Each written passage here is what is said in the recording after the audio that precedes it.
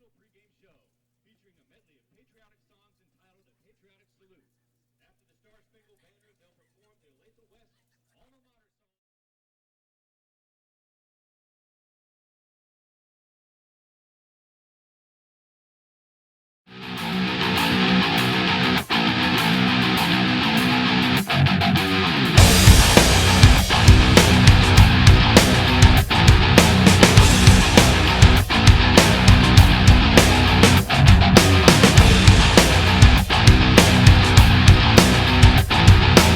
Good Owen, pitch it late.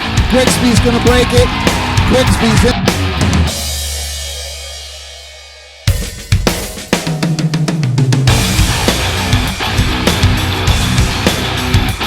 Almost 8 yards. Oh, he's got a wide open Kai Harris for the touchdown.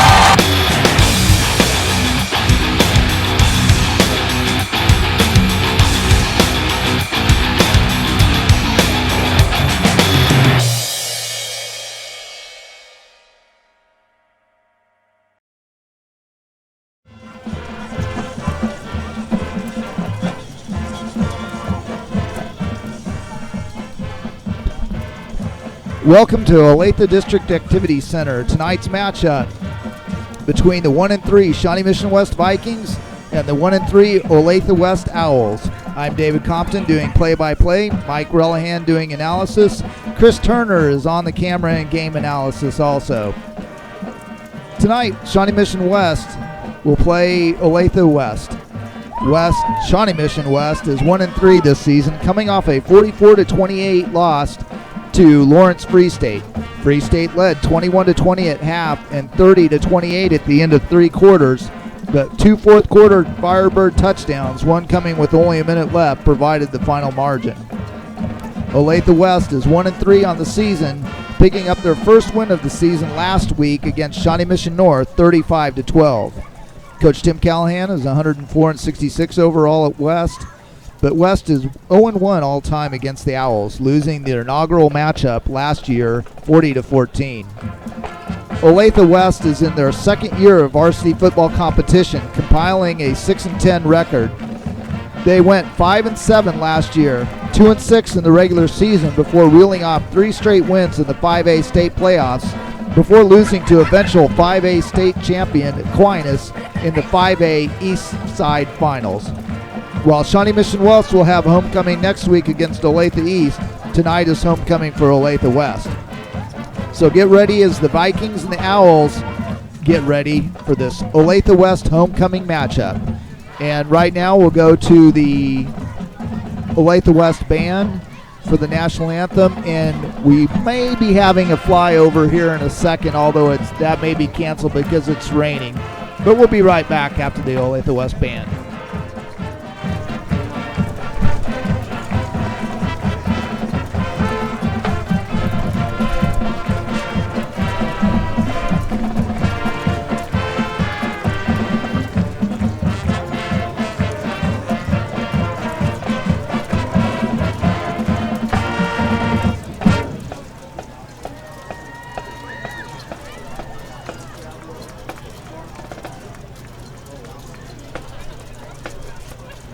Good evening, ladies and gentlemen.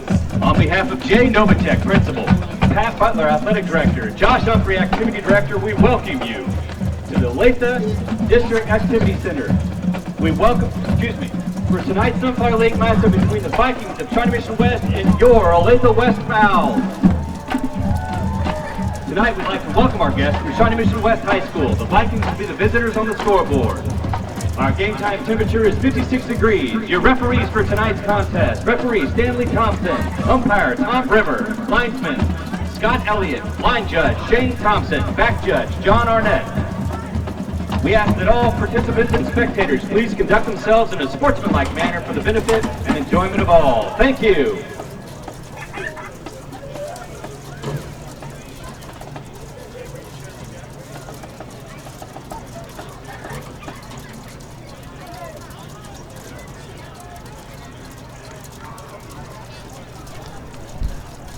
And as the color guard is on the field, we'll be ready here for the national anthem here shortly.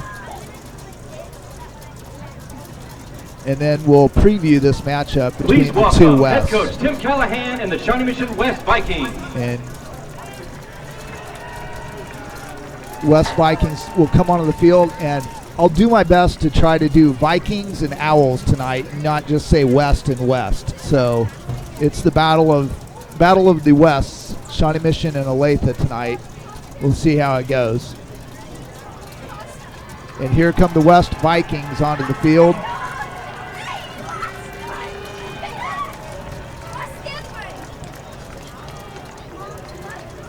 And now, please welcome the O-Dub Club. This group of K through 5th graders is joining us on the field. And while we're to waiting support for our these local introductions, West I'll team. bring in Interested in joining? Mike to Reach do out some Olathe West pregame with us. cheerleading for more information. Mike, as we're looking at this matchup, last year Olathe West got their first win in school history at the varsity level against West. As we look at the matchup this year, really, if you're looking at the stats, it's a fairly even matchup, yardage-wise, both sides of the ball, and points scored and points allowed. It's a pretty even matchup, really. Yeah, it's amazing how close both these teams are when you separate total yards by just 3 yards. And then you look at, again, passing and rushing. What's interesting about it is that West would be over top on passing versus the Owls, and the Owls would actually have West on rushing, because typically history would tell you that West is a rushing team, and we don't have that much history on Olathe West Owls, but you wouldn't expect them to be leading in rushing. They and I guess the evenness in stats is probably indicated the evenness in records. Both teams 1-3 coming into this game. As we look at West and what they need to do, some of the players that need to make an impact on offense. Weston got his first start last week. Really a very good first half. Struggled a little in the second half, and he's probably one guy that probably needs to come and duplicate that first half effort for this whole game tonight. Yeah, and Weston Moore, it's hard to throw a guy in against a team like Lawrence Free State for the first game. And I'm not you can't judge his performance last week based on what he's capable of doing. He's definitely got a really good arm. What I like about him is I think he brings a different dimension to the West offense. He is a dual threat guy. I think he runs the ball really well, and I wouldn't be surprised if you saw a little option out of him. Some of the same cast of characters you're going to need to step up is Wesley Clark. I mean, he's kind of the big play guy, the spark plug. Whenever we need to dig down deep in something big, usually Wesley Clark's somewhere around that. Expect that you're also going to see Kenny's going to have a big game today, Dave. I think you're just going to have to see he's going to have to carry the brunt of the load. He's the guy who's going to have to be the leader of the offense. And then I think what you will see, I do think that you'll see a little bit of passing. What I saw on tape is that I thought that the corners played a little soft, and I think we did a safe passing game. I think McDowell lines up really well because of his height against some of these short corners. And then again, the front five is going to be super important because you know what? We finally line up against a team that's our size, Dave. If anything, they might be a little bit smaller than us. That'll be really good to see. And the one thing we've had as a key on here for the last 3 weeks is that front five, and it really is something we need to keep continually stepping up, especially to fuel that running game. Looking at the defensive side, sort of starts off right there with that sophomore. Yeah. Hayden Burton, I tell you what, that guy's got a motor. What I like about him, not only his size, he's not at all intimidating, but when you think of a guy that is his age and playing at the varsity level, the guy runs hard. He's got a fast motor, and he wreaks havoc on that line. So I think you're going to see him disrupt things in the line of scrimmage. I see this to be a big kind of middle linebacker game because these guys really like to run the A gap up the middle. They do a lot of disruption with it, or they try to do a lot of misdirection with the receivers, but they really like to run up the middle. They like to trap their guards, and so look for the guys in the middle. I see Port and Jones. I think they're going to have busy days. Now, the reason why I mentioned the cornerbacks is the cornerbacks are going to see a lot thrown at them. They're going to see stacked doubles. They're going to see stacked trips. They're going to see stacked quads at one point in the game, and they just got to make sure they stay home. And then lastly, I think you're going to see Gage and Gilliard. They're going to have to set the edge, Dave, and make sure we funnel everything up the middle. And here we go here for the national anthem. We'll pause real quick for that, and we'll be right back with the rest of the pregame.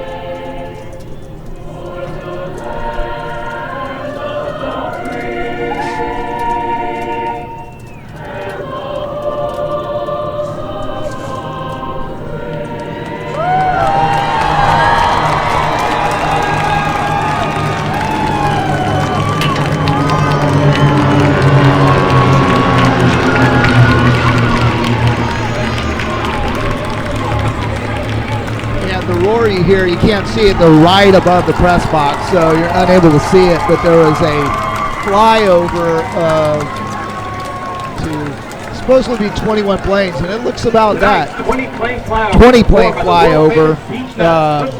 It's pretty impressive here. So, as we get back in here into the pregame, Mike, we look at the Olathe West offense, and it really starts and almost starts and ends with those first two guys on the list. You look at their stats, and I think it's I'm estimating, but about 120 rushes this year, and about 110 are between those two guys. The ball didn't come out of their hands very much when the ball's on the ground. They're going to make it easy for us tonight, Dave, because they don't have to worry about two guys' numbers. What you'll notice with Alex Burge, the quarterback, is when he does pass, he doesn't, like you said, very few times. For as many receivers as you see it on the edges, you would expect them to be passing a lot more. But all he has to do tonight is just be efficient. He's got enough guys out there. They flood the zones, and if he does some smart passing, I think that it's just enough to help balance the attack. Then, of course, their go-to guy, Dave, is Favreau, the tailback. He's a sophomore, young kid, but really shifty runner, kind of typical of what we've seen from one of these Olathe schools. What's hard is you can't find him in the backfield, and then he pops out, and he's really good in the open field. When you look at the wide receiver sets, you're going to see a bunch of them out there tonight. Jackson Nowacek is really one of the guys that is kind of the go-to guy. He's got one touchdown. They've only thrown, I think, for 3 touchdowns this year, not that many. But he's the guy to look for. Connor DeLong is the returning guy, and I take it back. He's the leading receiver. He's really the guy that when they need a big play, they'll go to DeLong. And then you got Caden Bernard out there. The reason I mentioned him is because he's going to be your all-purpose guy. He's going to be your punt returner. He's going to be your kickoff returner. You're going to see him a little bit on defense, and you're going to see him on offense. So he's really he was one of the leaders on the defense last year, and he's turned into more of an offensive guy this year. Speaking of special teams, too, Connor DeLong, you will see him on the special teams, too, as he does some kicking and punting also.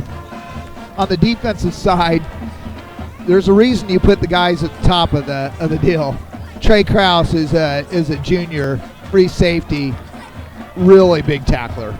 Well, what's so funny about that is I was looking at the stats, and you're going through there, and usually it's pretty typical to see 7, 8 tackles per game. This guy's got 16 tackles a game. Now, I give him credit because that guy's very athletic, and he's a really good athlete. The thing that's scary about it, though, is whenever your free safety has got a lot of tackles, that means that people are getting 10 yards deep, or he's overly aggressive. Sam Butler, I like him as one of their linebackers. You'll see him play Mike linebacker. He plays in the middle. A lot of times they'll put their weak side backer to the strong side, and he really controls the middle. I like him a lot. He's really aggressive. He's a good tackler. Number 9, John Jenkins. He's an outside linebacker. He sets the edge real well. He's got a good motor. You'll see him get upfield. And then big guys on the line, number 96. You got Sharp and Poindexter. A little bit undersized, but those guys will do some damage up front.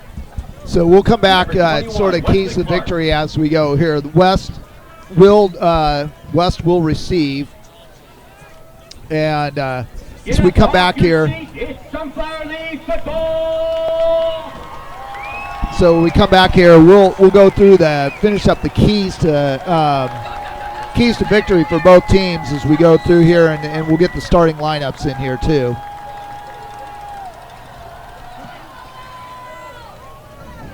And McDowell's back at his goal line, and that won't be able to be taken out. We'll go through the starters here real quick for the offensive line. Carson Lilla, 61 at left tackle. Jacob Porritt, senior, 59 at left guard. Carter Johnson will be at right center. Adam Hawkins at right guard, and Brady Huff at right tackle. Receivers, Wesley Clark at one receiver. We'll go back here as we get started.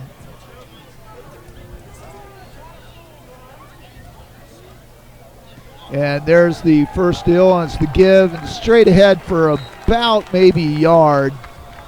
Yeah, it looks like they gave him 1. So a gain of 1 on the play. Looks like West too, Dave, came out, They've come out in the traditional pro set before, but I think you've seen in the early few weeks a lot of the spread offense with CJ back in the shotgun. I think you'll see a little bit more of this pro set. I think you'll see them run the veer out of this formation. So here's the give, and it's going to be taken ahead to about the 25-yard line by Jalen Rucker, number 11. And you know what, Mike? I'll say something. We talked about Andrew Kinney. We talked about Trayvon Gilliard, and the first person outside of Luke Jones that gets the carry is Jalen Rucker, who hasn't started at all this year. Well, that's good. You always throw in a new twist to the defense. Something that you don't see on film. So it'll bring up 3rd and 5 at the 25-yard line for the Vikings. And there's the give. And that's not going to go anywhere. It's maybe a yard, but that'll bring up 3rd and 4. And Mike, as we go 4th and 4, yeah. Mike, as we go over these keys to victory for West. Well, one thing we didn't see a pass play there in that first one. No, and when you have a game where it's raining, the ball is going to be slippery. I think Coach Callahan's just starting out to be safe, but I do think they'll mix the pass in because I think the corners are a little bit softer, and I think it provides them the opportunity to get some balls underneath. Oh, and there's a slip. We talked about the slip. He's going to have to get away from that because he doesn't want anything. He doesn't want any part of that. And that punt's going to go back inside the 30 to the 28-yard line. It'll be 1st and 10 out. 28-yard line. The Olathe West football program would like to thank the sponsors for this program. So with 9:56 left, West, the Vikings go 3 and out, and the Owls will take over. As we look at the West starters on defense, Hayden Burnt at left end, Christian Cogg's nose guard, Adam Hawkins right in. You will see Carson Lill a little bit at right end also. And there's the first give.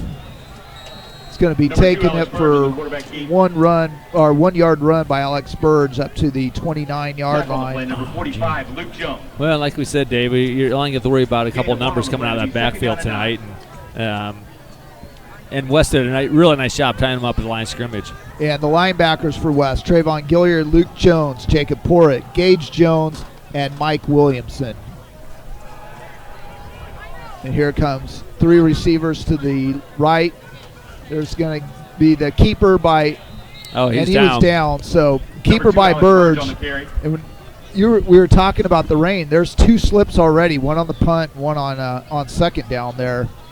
You know, and with an offense like theirs, a lot of handing off, a little bit of misdirection. They're going to have to be real careful because you're at one of those games tonight where the ground is slippery, the ball is going to be slippery, and it's, again, turnovers. Both these teams have only averaged 1 a game, but we'll see what happens tonight. And here's the first pass of the game for both teams, and it's going to be an errant pass. Burge pass is incomplete, intended to number 18, Connor DeLong. Jalen Blewett was closer to that than anybody on West. That'll bring up anybody on Olathe West. That'll bring up a 4th down play, punt here. As we go back into the defensive players, Jalen Blewett, who knocked down that pass, Lucas Bullock, Wesley Clark, and Anthony Morris will play safety. And back deep right now, the specialists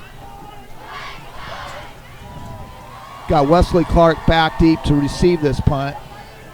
Get away from it. And it's a short punt. Olathe West will cover it about the Shawnee Mission West 48-yard line. So very good field position for the Vikings to start this second game, or the second possession, with 8:34 left to go here in the first quarter. No, and I think going back to when we were talking about kind of the keys of the game, one of the things we pointed out for had listed for West this year tonight was just field position, Dave. You know, especially with the weather the way it is, anybody who can control the field, play on a short field, is going to have a better opportunity to score. So West will start their second possession at their own 48-yard line. And spinning run, but a loss of 1 on the play. That pitch to number 27, Trayvon Gilliard. Gilliard will lose 1. And that's where the style play for Olathe West is a lot like ours, Dave. They'll play a 4-man front with 4 backers, and their backers are really real athletic, get to the ball really well. It's really difficult to run wide on these guys. As we go back to the receivers, we'll have Clark, Williamson, Anthony Morris, Earl McDowell, and Gage Jones in there as receivers tonight. Here's the second down play, 2nd and 11. There's the give. Gilliard is going to take it down inside the 35-yard line. It's right out at the 35-yard line of Olathe West. That'll be the first down of the game.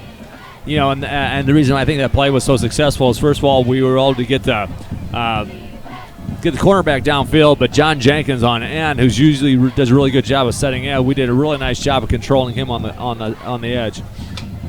Yeah, it looks like we're going to have to get runs outside against these guys, like you said, Mike, the linebackers. I don't think they want to run up the middle too often. And I formation for the Vikings. There's the inside handoff, and that didn't go that was too hot.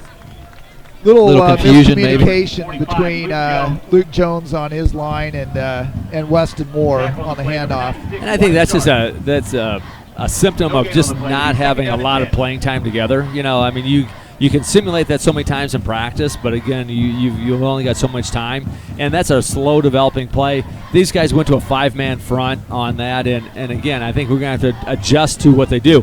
They're going to adjust their defense to what we do. If we bunch things in tight, they're going to go to that 5-man front. So a loss of 2 on that play to bring down, I guess it was a 37. No loss on the play, but it'll bring up 2nd and 10. There's Gilliard trying to get outside with a stiff arm, and as he stiff arms, he slides down. And Cross number 27, Trayvon that Gilliard. north side of the field looks to be a little slick. Yeah. Yeah, no cutting or stopping is going to be going on. He is down Doesn't look at the like. 39-yard line. I mean, it'd be talking to the equipment manager at halftime, Dave. 12. He did get some little bit Adjust the better cleats. So that'll bring up a 3rd and 12 at the 39-yard line. 6:29 left to go here in the first quarter. West in the I formation.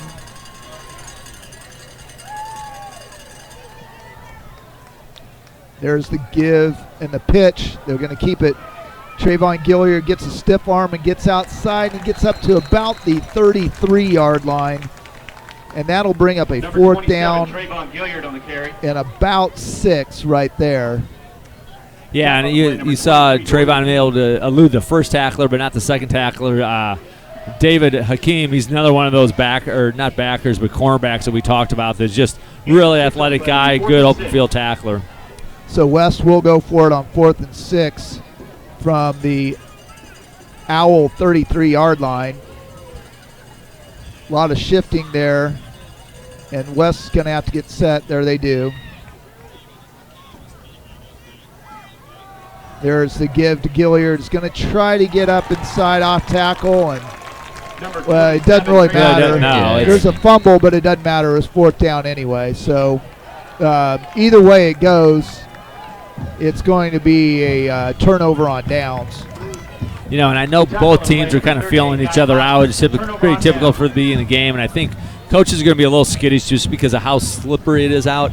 I do think, though, once you saw that when we spread the defense a little bit, Dave, what you'll see is they'll go to a one-man back, or they'll go to a Mike linebacker, and that's Sam Baker, Sam Butler, who will play the middle. I think that's where our opportunity is, just to do some short, quick, either underneath passes, do a slant or a button. There's the give straight ahead. A gain 15, on the all the way up to the 39-yard line for Favreau. That's the first time we've seen Favreau run the ball tonight. There's two Burge carries and a pass, but Favreau gets his first carry of the night. Here's what I'd like to quick out of the huddle.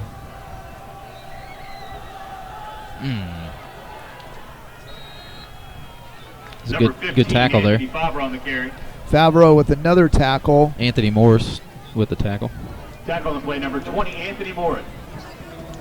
No, and that was just they'll try to break the huddle and go with a quick hitter.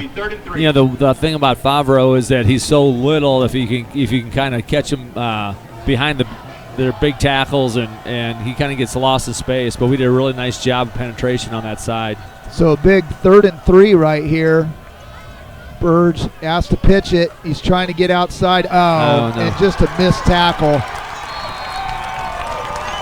West had him bottled up for no gain right there at the line of scrimmage, and just a missed tackle there on the outside. Favreau takes it all the way up to the West 39-yard line for a first down. Yeah, that just shows you how deceiving he is. It looked like we had the play controlled. You had Gilliard, who was kind of inside out in the guy, and then he had Blewett on the outside. He made one quick move, and hey, there's no slipping on that play, Dave.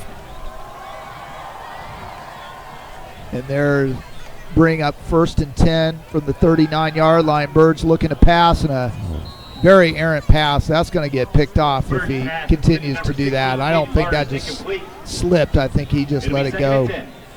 He's wiping his hands on a towel, which is he's trying to tell the coach to slip, but I agree. But I think you'll see that do that a little bit more often. I think they'll try to do that to open up the run. So they'll bring up 2nd and 10, and Bird's going to try to go straight ahead. Number 2, Alex gets a Burge, couple maybe, and then he's met by a host of Viking tacklers, and it'll bring up a 3rd and 8. Luke Jones.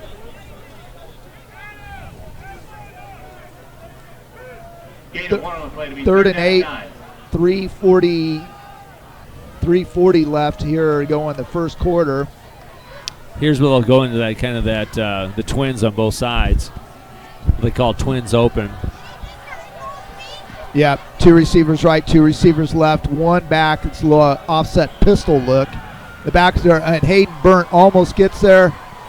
and that ball is overthrown too. You know, that's one thing. We've seen 3 passes from Burge right now. All 3 have been overthrown. No, and I think what the tape shows as well, and maybe why they don't pass as much, his as he gets downfield, I'd say when he gets beyond 20 yards, his accuracy isn't as good. Where I saw them have more success was in a short passing game. So they have that play. I've seen them go to that a lot. I think it's just one that they try to stretch the defense and try to open things up underneath. 4th and 8. We'll see what Olathe West has here. And they do pooch punt. I think they are going to pooch punt out of this. Burge does punt it. And it's going to carry back towards the goal line. It'll be settled down about the 5-yard line. So, yeah, you know what? Actually, I like that. I like that strategy. I kind of questioned they were going on 4th and long, just because, again, I think this is a real field position game. You're going to see both teams struggle to move the ball, Dave. And if you had the opportunity to pin your opponent back deep, I think that's the right move. So John Jenkins is their normal punter, but you will see Burge pooch punt every once in a while out of the shotgun. And as soon as he went back deep, you knew he was going to punt it there. So West will take over 1st and 10 at their own 4-yard line. There's the give right up the middle, and it's going to get about nothing right at the line of scrimmage, and that's about it. No, and I wish, and I know this is not necessarily the place to open up your passing game, and I understand that. But if you are going to pass, you're better off passing on 1st down than wait until you get yourself in a passing it was like position. that last drive that we had. I thought on 3rd 7 there they'd maybe throw it, but so you're going to have to start throwing it sometime. Yeah, because they're just keen on the run. And there'll be more back in the shotgun with 2 running backs. There's the throw out to Wesley Clark, who slips 1 tackler and gets up to the 13-yard line, and that's going to be just about a yard short of the 1st down. Nice job of getting some extra yardage there by Wesley Clark. Yeah, and I think that's what we talked about a little bit earlier. They're going to be a little soft on the corners, Dave, and they're going to give us that. So I say we take that all night long. I mean, if they're going to give you 10-yard cushion, take your 5 yards all day long. That's no different than it's a safe run. So 3rd and 1 here from the 13-yard line. There's the quick hitter to Luke Jones, and he's going to take it ahead. He was close to breaking that one.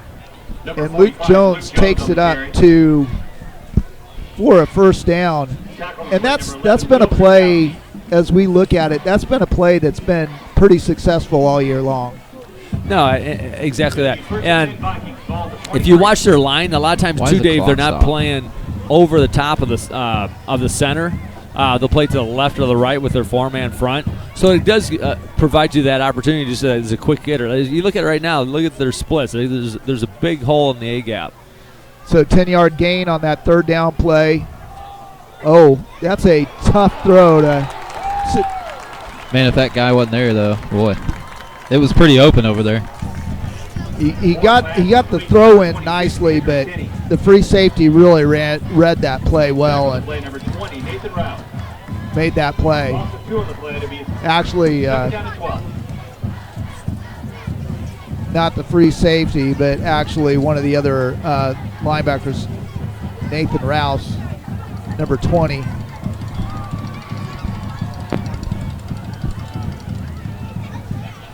Loss of 2. The thing we haven't seen now, I'd like to see like a quarterback draw, Dave. Take advantage of their aggressiveness. And Weston Moore is looking for a receiver. He's not going to have anybody open. He's going to go down about the 18-yard line, 17-yard line. You know, one thing that Olathe West has done on both plays, they were successful. We completed the last one, but they really wanted to try to take away the that throw down the line. Yeah. They ran that guy up into the gap there. Right. And as we talked about, they're a pretty quick team. They close on the ball very well, and they're good tacklers. So 3rd and 16 from the 17-yard line.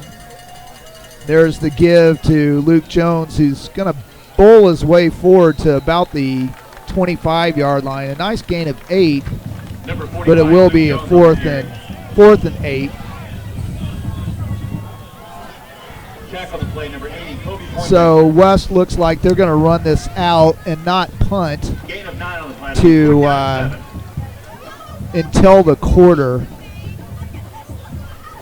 Well, I don't know why they're waiting on the. There's no advantage on the wind. I don't think. Yeah, I think the it's a wind's crosswind. the wind's crosswind. I think they just want to let time run out and go. So that'll be the end of the first quarter with no score, and we'll come back right after these timeouts.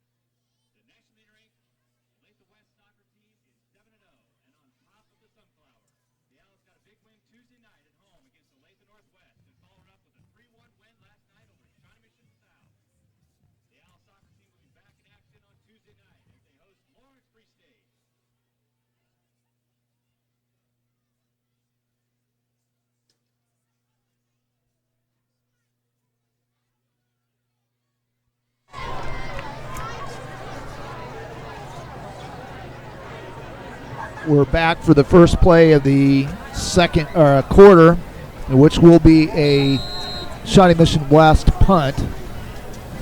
Ruben Anderson back. It's about his 12-yard line. There's the snap, good snap. Kick and wobbly kick. Taken on the ground. Wow, that was a nice catch by Caden Barnard. Yeah, Caden Barnard at Ball down at the deal. 44-yard line. He wasn't able to get his first one because he slipped before he got that one, but he made a nice catch there. Right, almost trouble. Almost had his own player run into him. So 11:53 left to go here in the first half. Olathe West will take over at their own 44-yard line. It's starting to get a little windy coming in here. It is a crosswind, but it is getting a little windy. Favreau will take it ahead to the 44-yard line of Shawnee Mission West.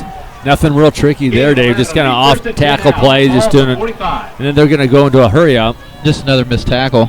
So a 12-yard gain on first down will bring up another first down.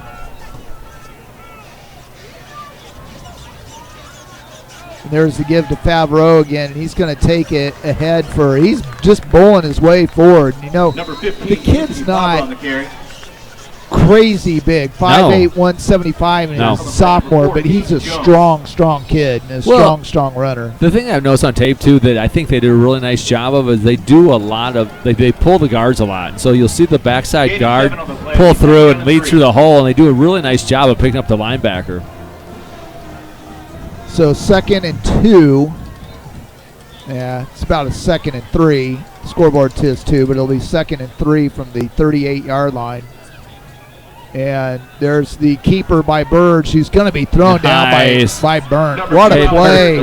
Right. Hayden Burnt with a nice play. We heard about that earlier, right? He gets such great push upfield. And what I love about him, Dave, is when he gets his hands on that ball runner, that ball runner is going nowhere.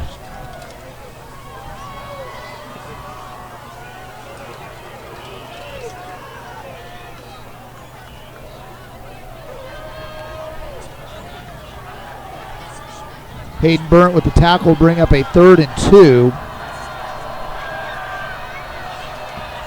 And Favreau is going to bowl on his way, just gets enough for another extra yard for the first down.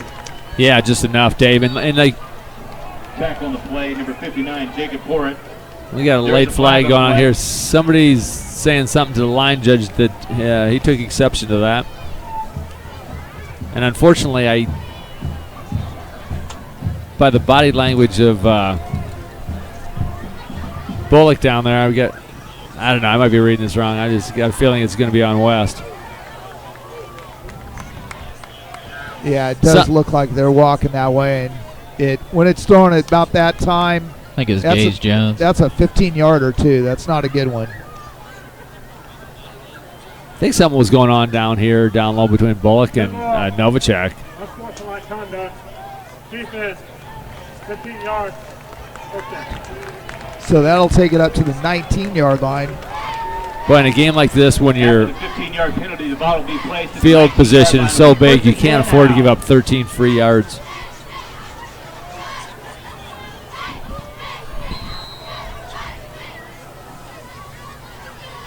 So Bird's going to throw, and that looked like it actually one-hopped him, but they First gave him pass the complete to number 18, Connor DeLong. gave him the catch. Connor DeLong with the catch out to the Tackle on the play, number 27, Trayvon Gilliard.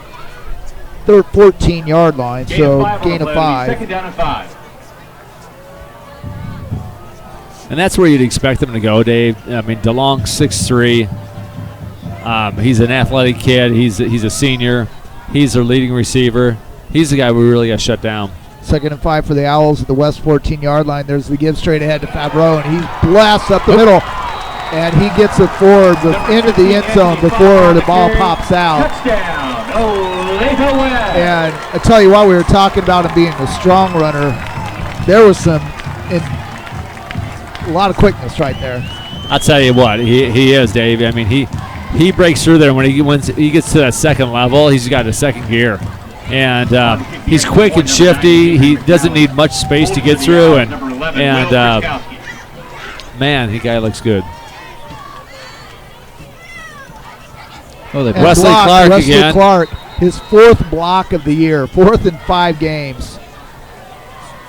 And I tell you what, Wesley Clark, Olathe West 6, Shawnee Mission he's West got 0. great timing to get up there and block those extra points. And one's a field goal, one's been a field goal, and then 3 extra points. Yeah, I mean, Wesley Clark, we know how athletic the kid is, but it's funny. I was actually watching that one on the edge.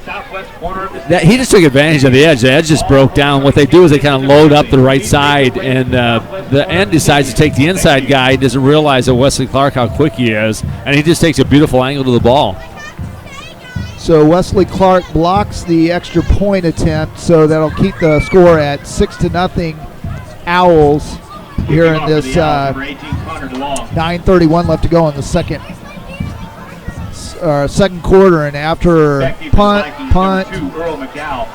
turnover on downs, punt, Olathe West finally is the first team to get on the scoreboard with a touchdown after a 56-yard drive, 56 yards and 7 plays. And there's the kick.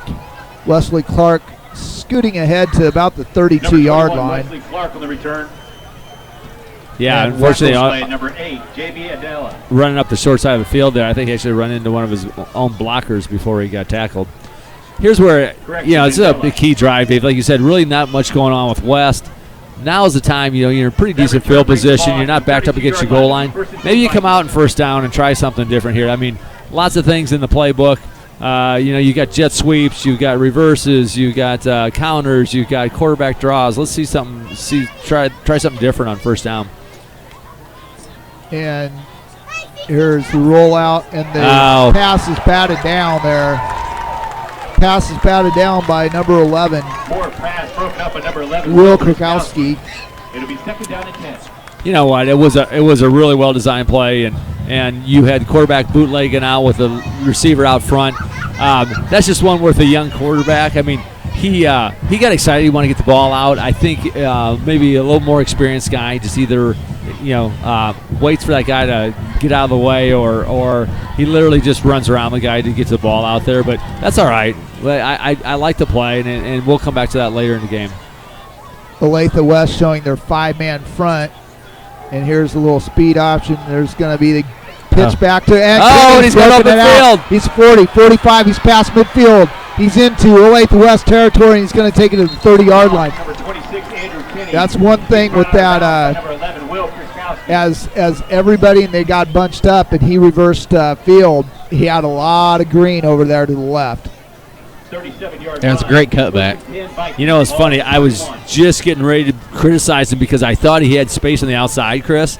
And then he cuts back across field. Thank God he didn't slip because he's on that part of the field where everybody's been falling down. What a nice run. So a 37-yard carry by Andrew Kinney brings up 1st and 10 for the Vikings. Oh. And he was playing look what I found behind my back there for a second. Man, if he would have got that clean, I think he would have got a pretty good gain. So no loss of 1 on that. But you know what? I like what Wes is doing. Just different looks. You know, going out of the shotgun. You know, going out of the traditional pro set. Doing some counters. Throwing the pass in. Now you got the Olathe defense thinking a little bit, and now you're splitting out wide. Now you literally got twins with a slot guy. So I like what Wes is doing here, changing it up, opening up the playbook a little bit. Shotgun. There's looking to throw. Oh, and he's got a receiver on the post, and he's just over the outstretched hands of Anthony Morris there running the post deep down the middle of the field. You know what? He's open, and that's not a bad call. I'm watching Wesley Clark over the middle. He's sitting down over the middle, in the middle of the field, about 10 yards deep. And, you know, the older I get, Dave, the more conservative I get. But I'm thinking, get that short pass, Weston. Get that one first, and then we'll go for that big one later. That was Mike Williamson and not Anthony Morris. But I'll bring up 3rd and 11 from the 32-yard line. And Morris looking to throw again, and he's going deep again. This time it is Morris, and it's about 3 yards over his head in the right corner of the end zone, or bring up a 4th down. You know, I can never, and my wife would tell me this, don't be negative when they're passing when you want them to pass. But we don't need the home run. Can we compromise a little bit? Let's hit the short pass because they're giving us some space underneath. Okay. Maybe we're just softening them up, Dave. Maybe we're going deep and we're just setting them up to go underneath. We got some guys open. Yeah, we just a little long on both. It was just on a night like tonight, those are difficult passes to complete. A little power pistol look. Moore's going to throw again, and he's got the out there. There we go. Nice throw, nice catch, and it's going to be a 1st down. So Mike Williamson 2 by a yard with the catch. Number 28, Mike Williamson. Yeah, I'll tell you what. That showed you the strength of Weston's arm. I'll tell you what, that's a long pass, and to hit and to be that accurate on the side. Very nice pass.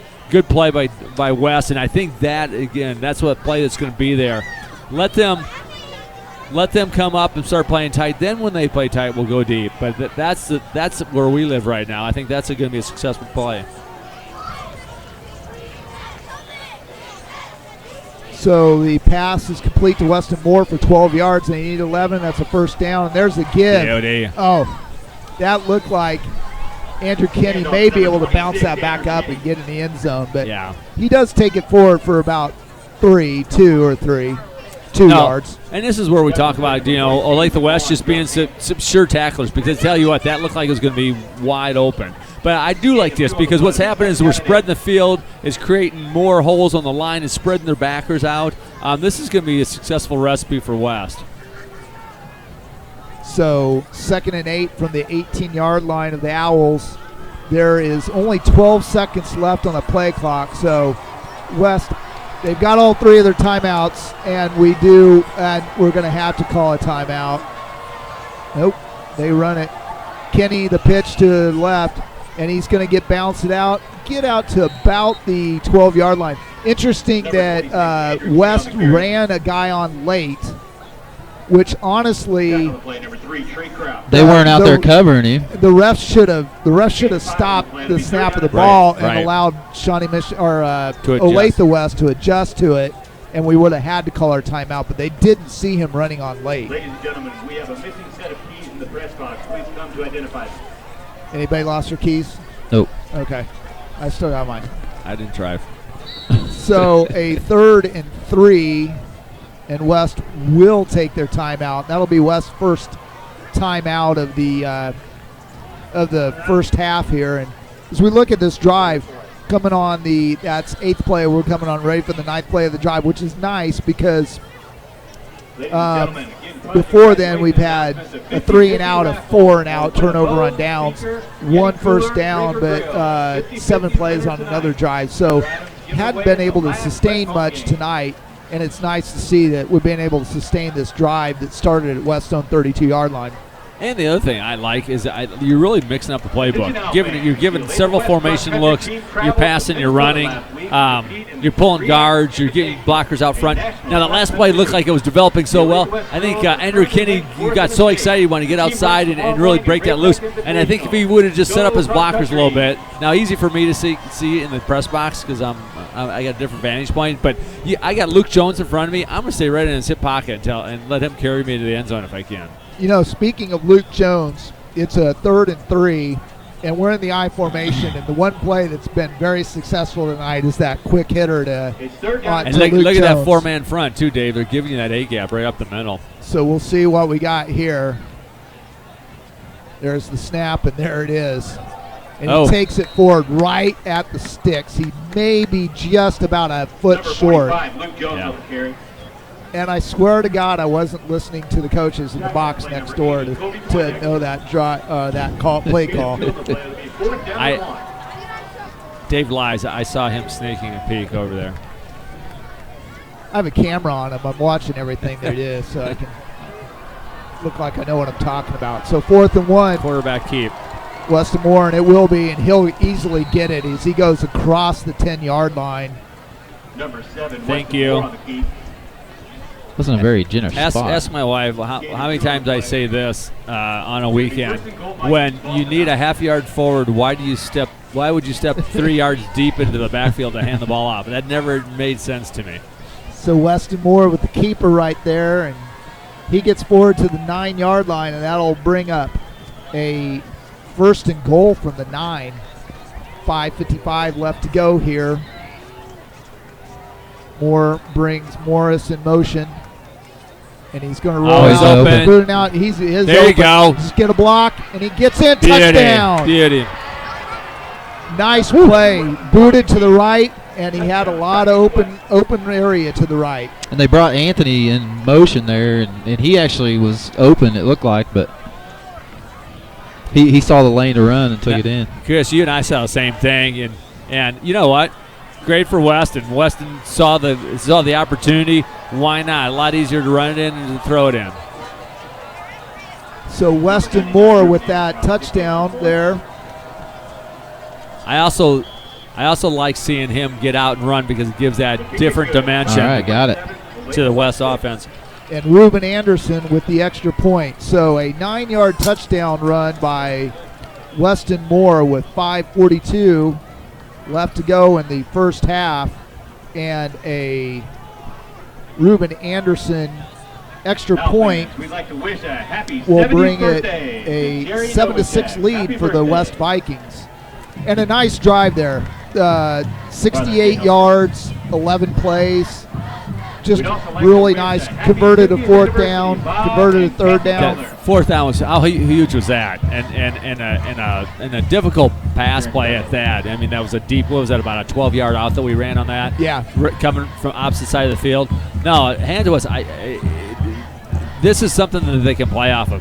Now, what would be nice is you'd like to see them get a stop, maybe get an opportunity to get the ball back, get a score before half. What a change in momentum that would be. Yeah, to get the ball back, they're going to have to stop Favreau. As you look at it, Alex Burge really hasn't hurt him tonight, either on the ground or through the air. The guy who's been really the person that's hurt the Vikings tonight has been Anthony Favreau. So let me ask you this: would you be, knowing that they have quad sets, knowing that they have double setup, they have stacked trips? Do you go to a 5-man front just to stop Favreau? I'll tell you what, I got to make them beat me with a pass. I would consider dropping one of my linebackers and putting 5 guys in the dirt. Yeah, and it would be interesting. They run or at least 4 guys in the dirt. They run that 3-5, and they have the ability to step up and show a 5-man line. In doing so, I misspoke myself. I meant a 4-man line is really what I meant. there's a high kickoff straight up the middle and taken. Oh, man, missed it. On the return. John Jenkins takes the ball up to the 42-yard line, so a nice return there.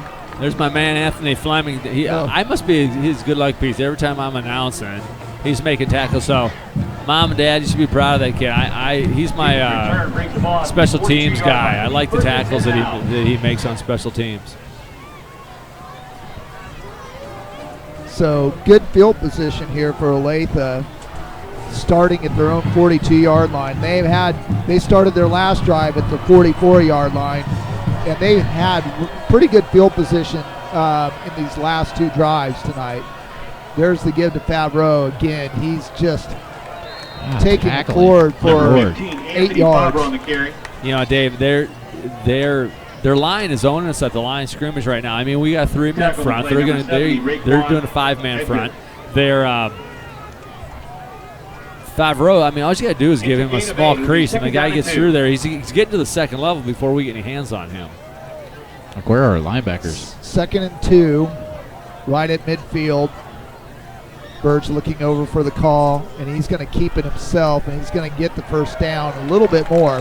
He's going to take it all the way to the 40 inside West territory for a gain of 10. And again, I'm going to give credit where credit's due. I mean, like the West, they're pulling those guards. The guards are getting up in the hole. They're taking out our linebackers and creating a lot of space. We got Luke Jones coming back here. We're going to get some more beef in the middle. He's been kind of the workhorse on offense. So 1st and 10 from the 40-yard line of the Vikings. Owls snap the ball with about 4:40 left on the clock. There's the quick pitch out to Favreau, and he gets that edge, and he's going to take it for the touchdown. Yes, he gets in. Number 15, Anthony Favreau. And you know what, Mike? That was really West not getting their linebacker out there on the edge, and he beat the West linebacker to that edge. You know, and it's that deceptive speed. You're looking at this guy and you're going, he's not going that fast. But I'll tell you what, when you're down on the field, it's just taking the wrong angle on him, Dave. Just underestimating how quick he is. And that's the same with our corners too. You know, you gotta keep this guy. You gotta turn him inside. You cannot let him get on the outside. He's just too fast. Wesley again. And there we go. They haven't figured that one out. Interesting. I'm actually sort of surprised they didn't try to go for 2, but Wesley Clark gets his 5th blocked kick on the year and keeps it at 12-7. Well, they're gonna have to go for 2 now. Wow. Tell you what, guys, we talked about needing to stop Favreau to get the ball back. 3 plays, 58-yard touchdown drive,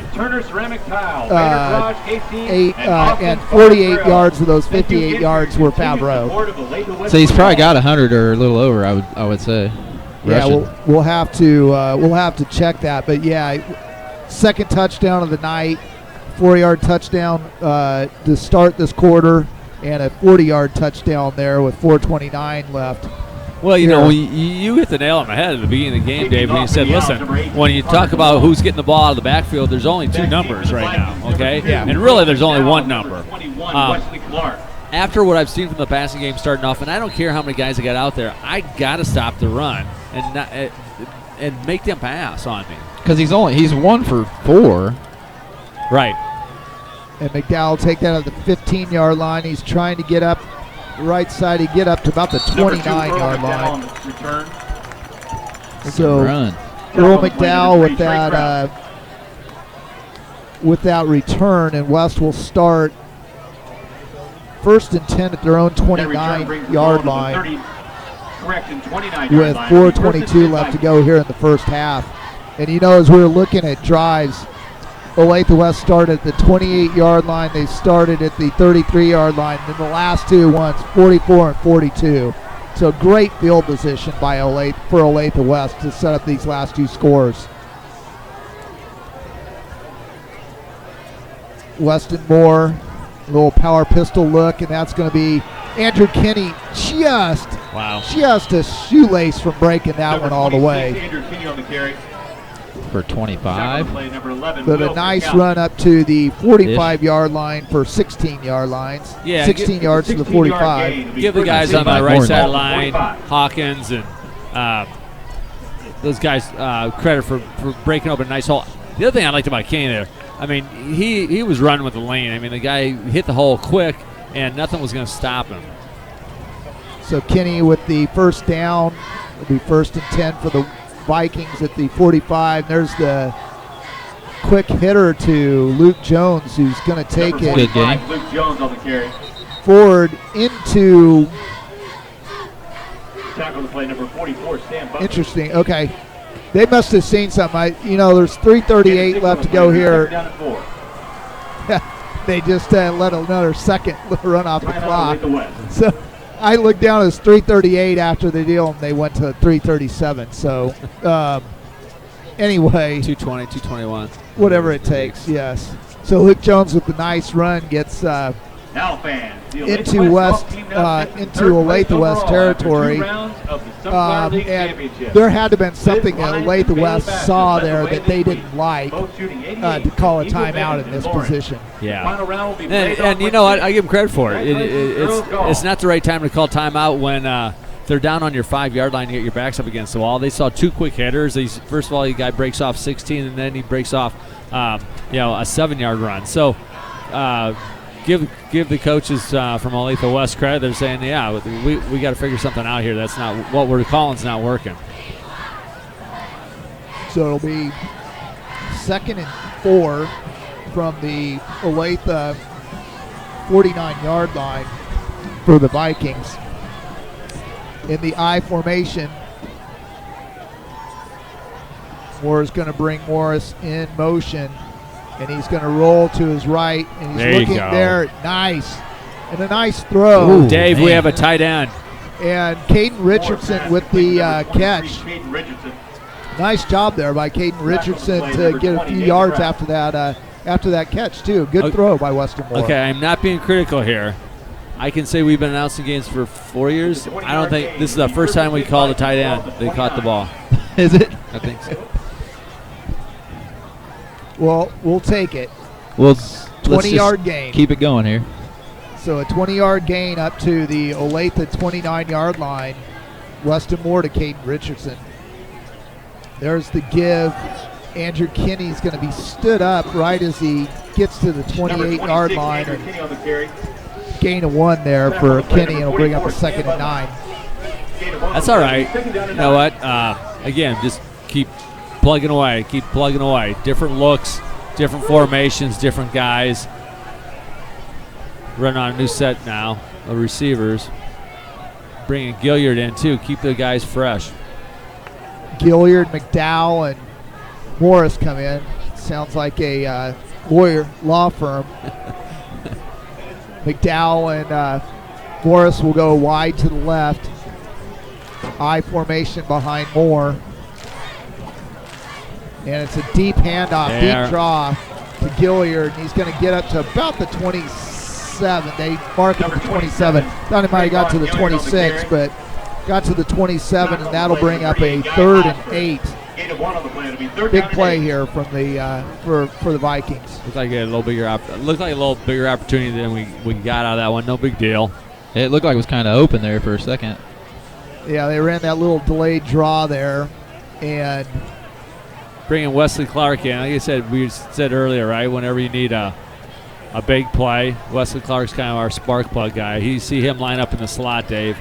Don't be surprised you don't see him try to run something kind of underneath. But last time he was wide open.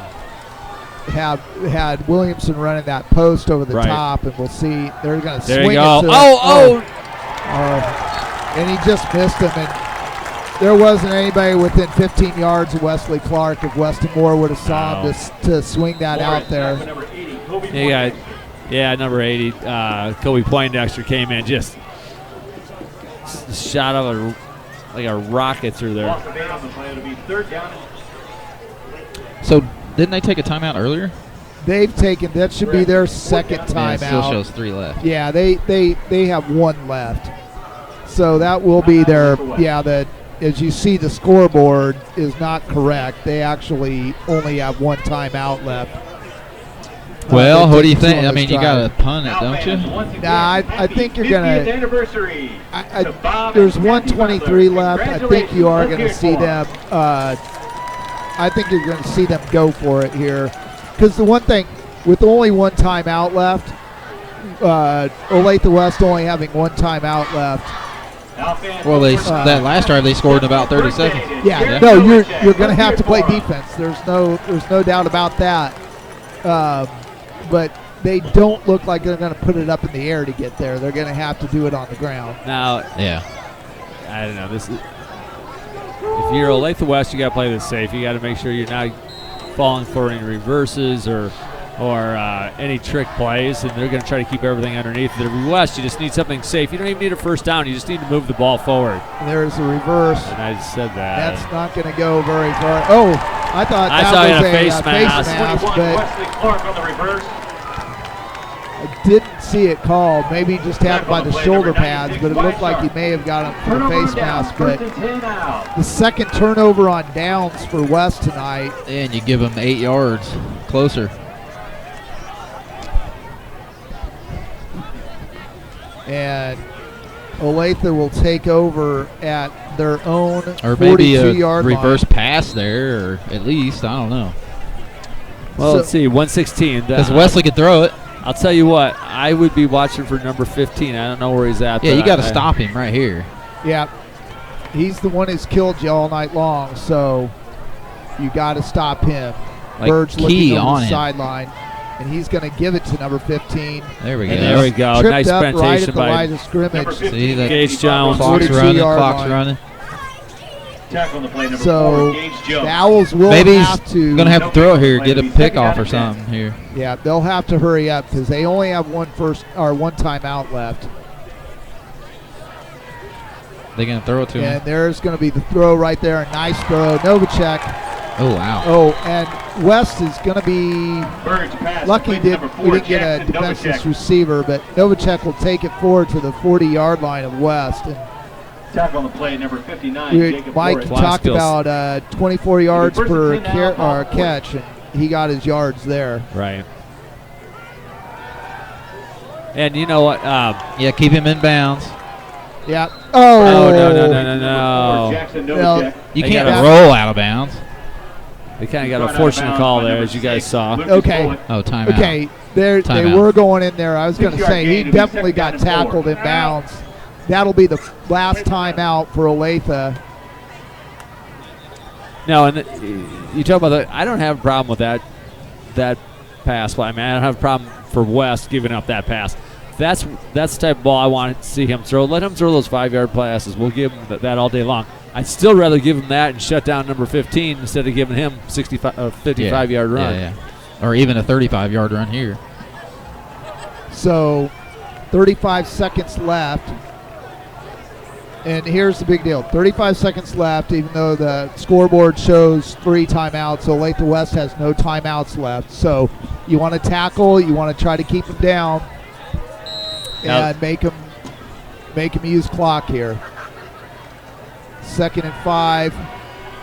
And that's a nice throw by Burge. Probably the best throw we've seen from Yeah, Burge it really tonight. was. The one to Novacek here was a nice one there, but that's going to get a Can't let first that down. happen.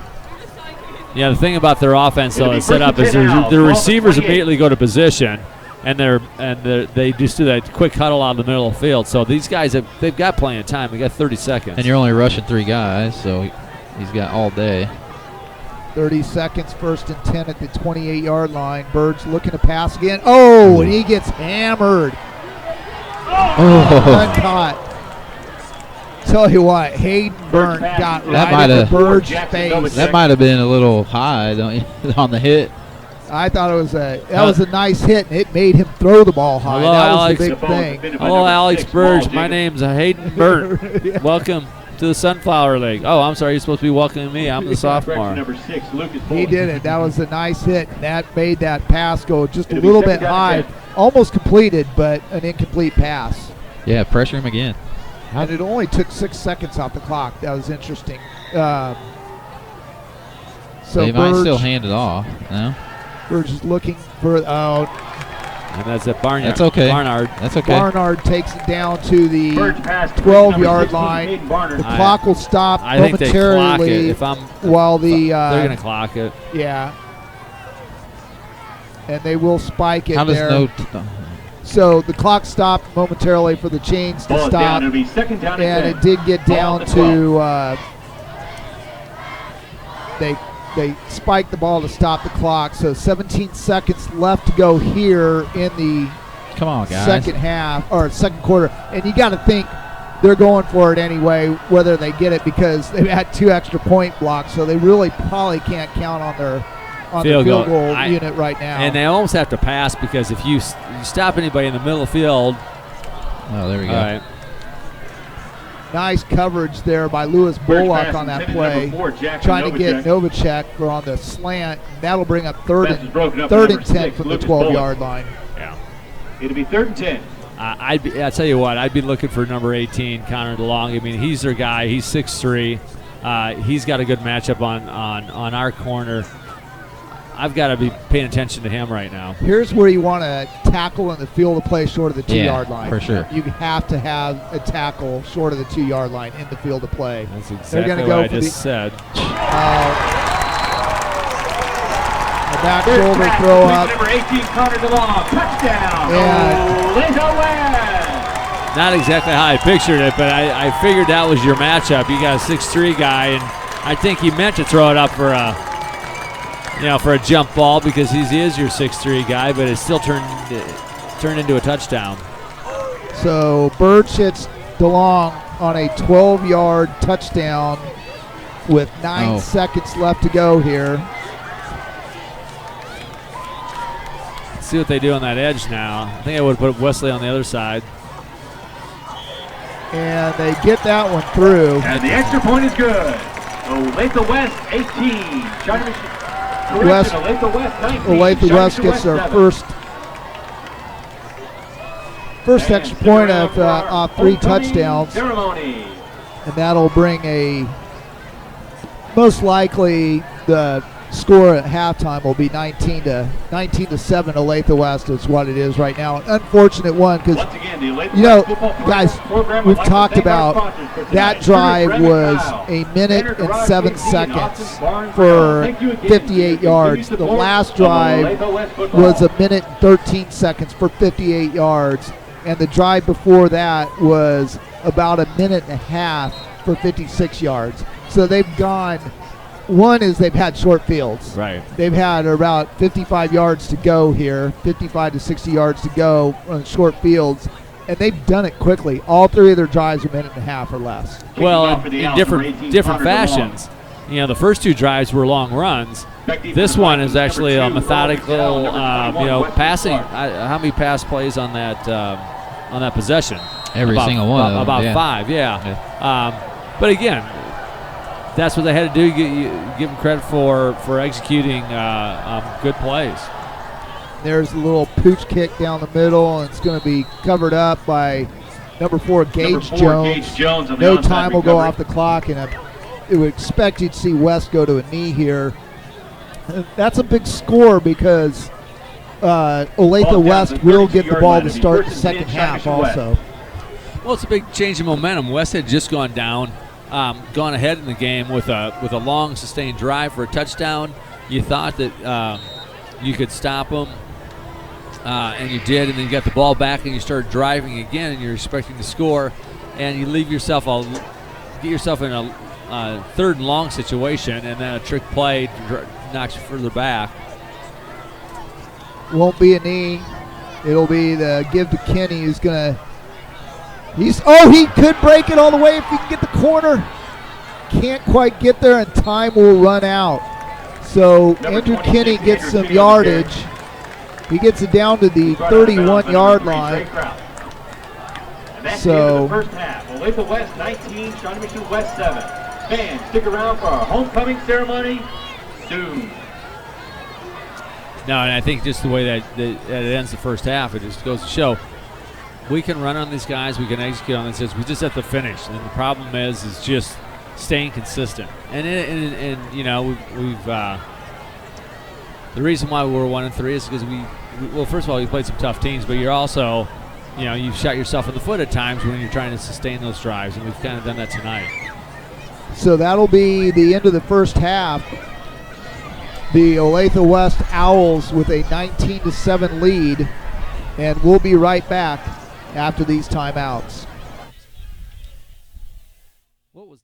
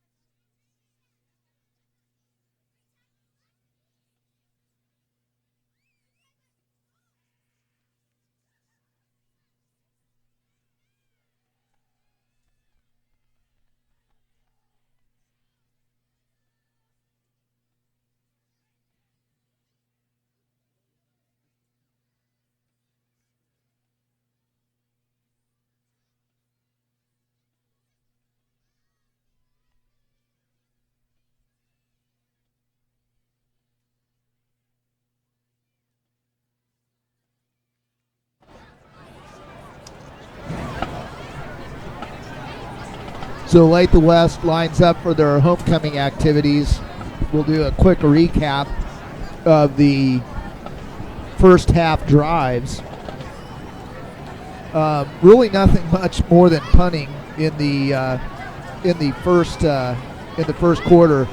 West punt, Olathe West punt. West turnover on downs, Olathe West punt, and first play of the second quarter was a Shawnee Mission West punt where Olathe West took over at the 44-yard line, and that's when the scoring started, and most of it set up by really good field position for Olathe West.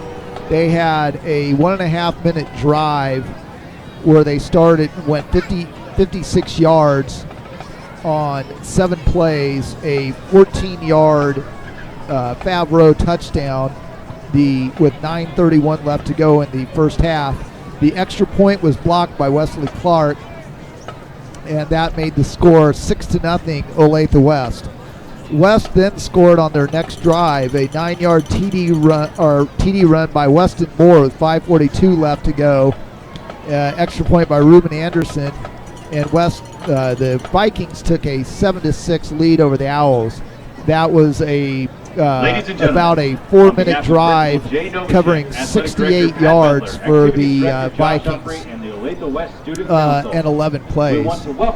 Then Olathe West comes back again, a short field, 58 yards, 3 plays, about a minute and 13 seconds on that drive, a 40-yard touchdown run by Favreau. The PAT again blocked by Wesley Clark, and it made it 12-7 Owls. West drove from the from their own 29-yard line all the way to Olathe 27. But a couple of yardage losses plays and a turnover on downs with a minute 16 left gave the Owls the ball at the West 42. At their own 42, and they drove down 8 plays, a minute and 7 seconds, 58 yards, and a 12-yard touchdown pass from Alex Burge to number 18, Connor DeLong. That was with 9 seconds left, and that's where we are at halftime. The Owls ahead of the Vikings, 19-7, and we'll let you enjoy some of the Olathe West halftime festivities. For homecoming, we'll be back with some of the individual stats that are coming up.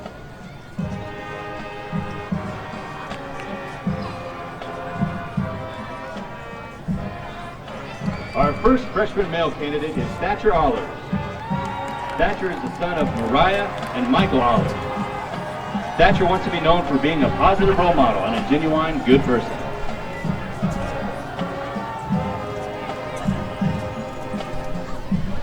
Next, let's welcome Mason McGavern. Mason is the son of Mike and Marcy McGavern. Mason wants to be known as a positive influence and a leader in and out of the classroom.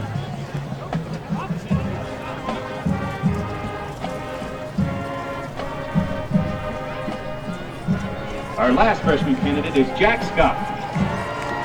Jack is the son of Jeannie and Sean Scott. Jack would like to be known for his bravery and trying new things, giving 100% effort in all that he does. Please join me in congratulating our 2019 freshman court candidates.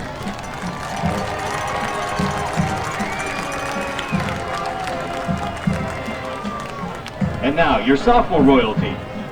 Our first sophomore candidate is Samantha Alvarez. Samantha is the daughter of Jennifer and Art Alvarez. Samantha would like to be known for being one of the nicest people at Olathe West.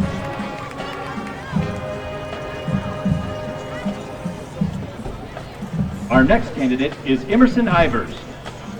Emerson is the daughter of Danielle and Ben Ivers. Emerson would like to be known for her kindness and passionate school spirit.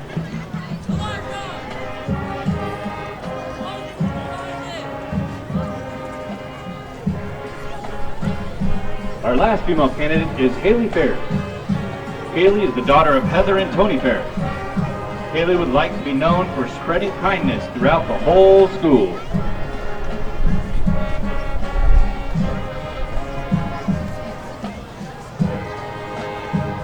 Our first male sophomore candidate is Remy Burris. Remy is the son of Pierre and Carrie Burris. Remy wants to be known for always giving 100% in everything that he does.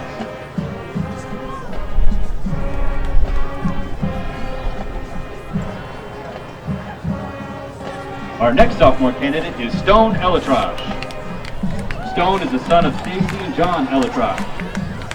Stone wants to be known for his ability to make others smile and laugh no matter what.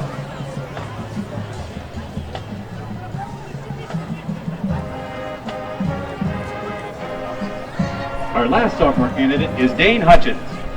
Dane is the son of Shirley Hutchins and David Atzenweiler. Dane would like to be known for his leadership on the football team at Olathe West. Please join me in congratulating our 2019 sophomore court candidates.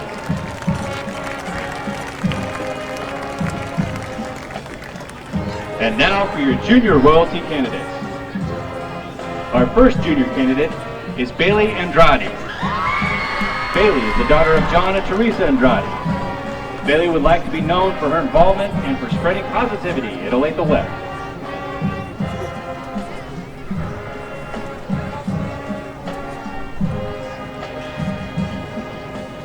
Our next junior candidate is Camry Brooks.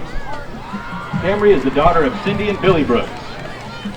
Camry would like to be known for encouraging others.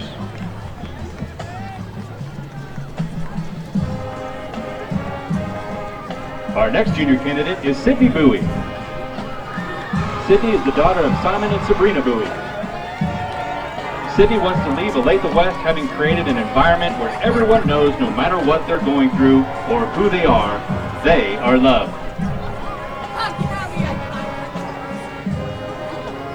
Our first male junior candidate is Matt Bice.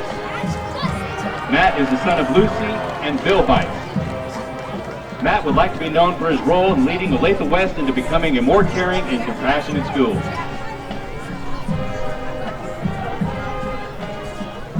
Our next junior candidate is Alex Burge. Alex is the son of Michael and Aaron Burge. Alex wants to be known for leaving a positive impact in his community.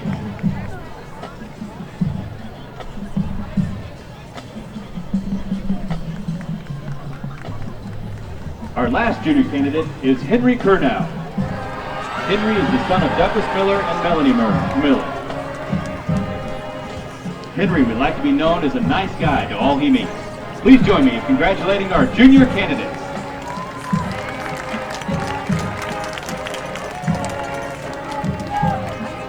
And now, your senior king and queen candidates. Our first senior candidate is Donna Garcia. Donna is the daughter of Maria and Mike Garcia. Donna wants to set an example for the underclassmen that connections within each other are crucial to possessing a memorable high school experience. Our next senior candidate is Olivia Goodlow. Olivia is the daughter of Nicole and Adrian Goodlow.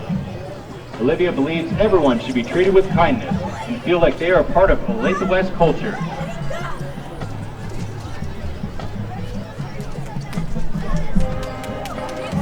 Next, let's welcome Ellie Wiltanger. Ellie is the daughter of Laura and Matt Wiltanger. Ellie believes people should be treated with kindness no matter who they are.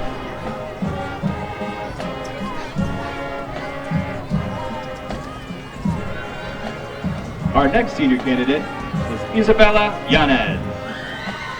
Isa is the daughter of Carrie and Caesar Yanez. Isa wants to be seen as a person that anyone can look up to for guidance in all areas of life.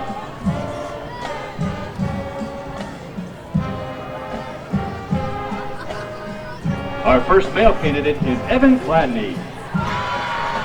Evan is the son of Tammy Wilson and Bruce Gladney. Evan wants to be known as an optimistic leader among the student body.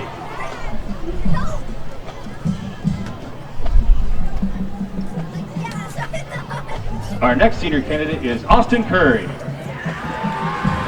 Austin is the son of Keenan and Deirdre Curry, correction. He would like to be known as someone who treats everyone equal.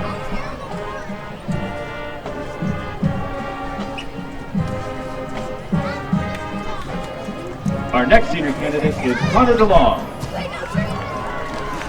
Connor is the son of Jamie and Wes DeLong.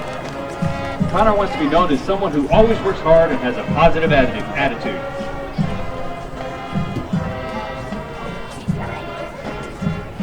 Our last senior candidate is John Jenkins. John is the son of Kendra and Ed Jenkins. John wants to be known for being the hardest worker in the room. Let's give another round of applause for all of our homecoming candidates. Thank you for serving a positive role model and representatives at Olathe West.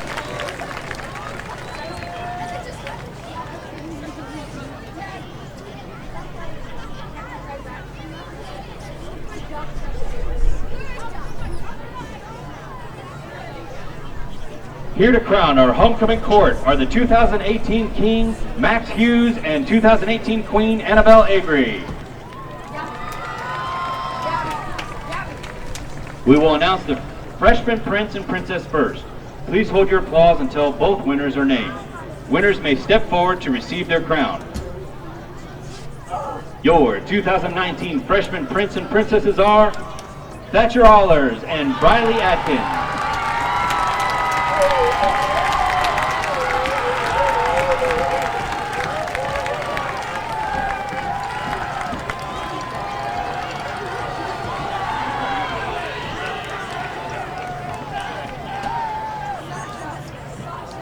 Your 2019 sophomore prince and princess are Stone Alutrashi, and Samantha Alvarez.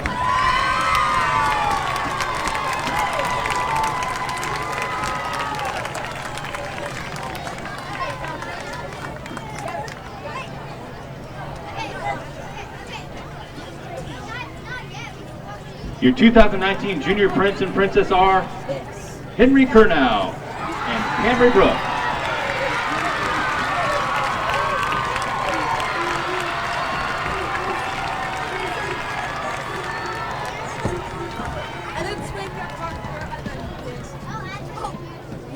And finally, the moment we've all been waiting for, your homecoming king and queen.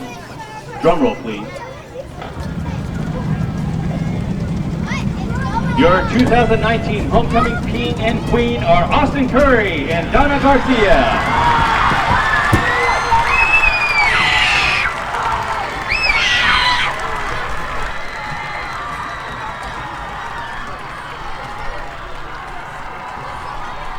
And that'll be the homecoming festivities here at Olathe West. We'll be right back after this timeout and go over the individual statistics for the first half.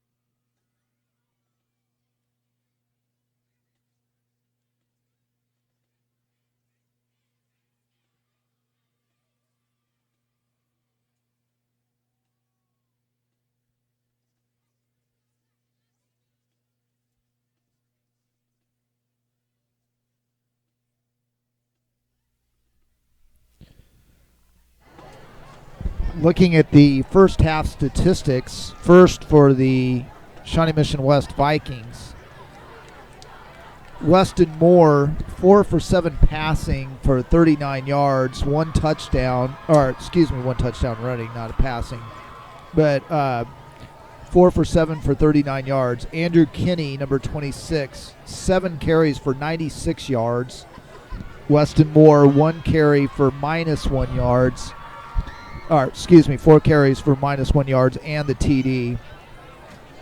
Luke Jones, 5 carries for 25 yards. Jalen Rucker gets his first carry of carries of the year, 2 carries for 4 yards. Trayvon Gilliard, 2 carries for 7 yards. And Wesley Clark, 1 carry for -6 yards. Receiving, Clark has 1 catch for 9. Williamson, 1 catch for 11. Kinney, 1 catch for -2. And Caden Richardson, 1 catch for 20 yards.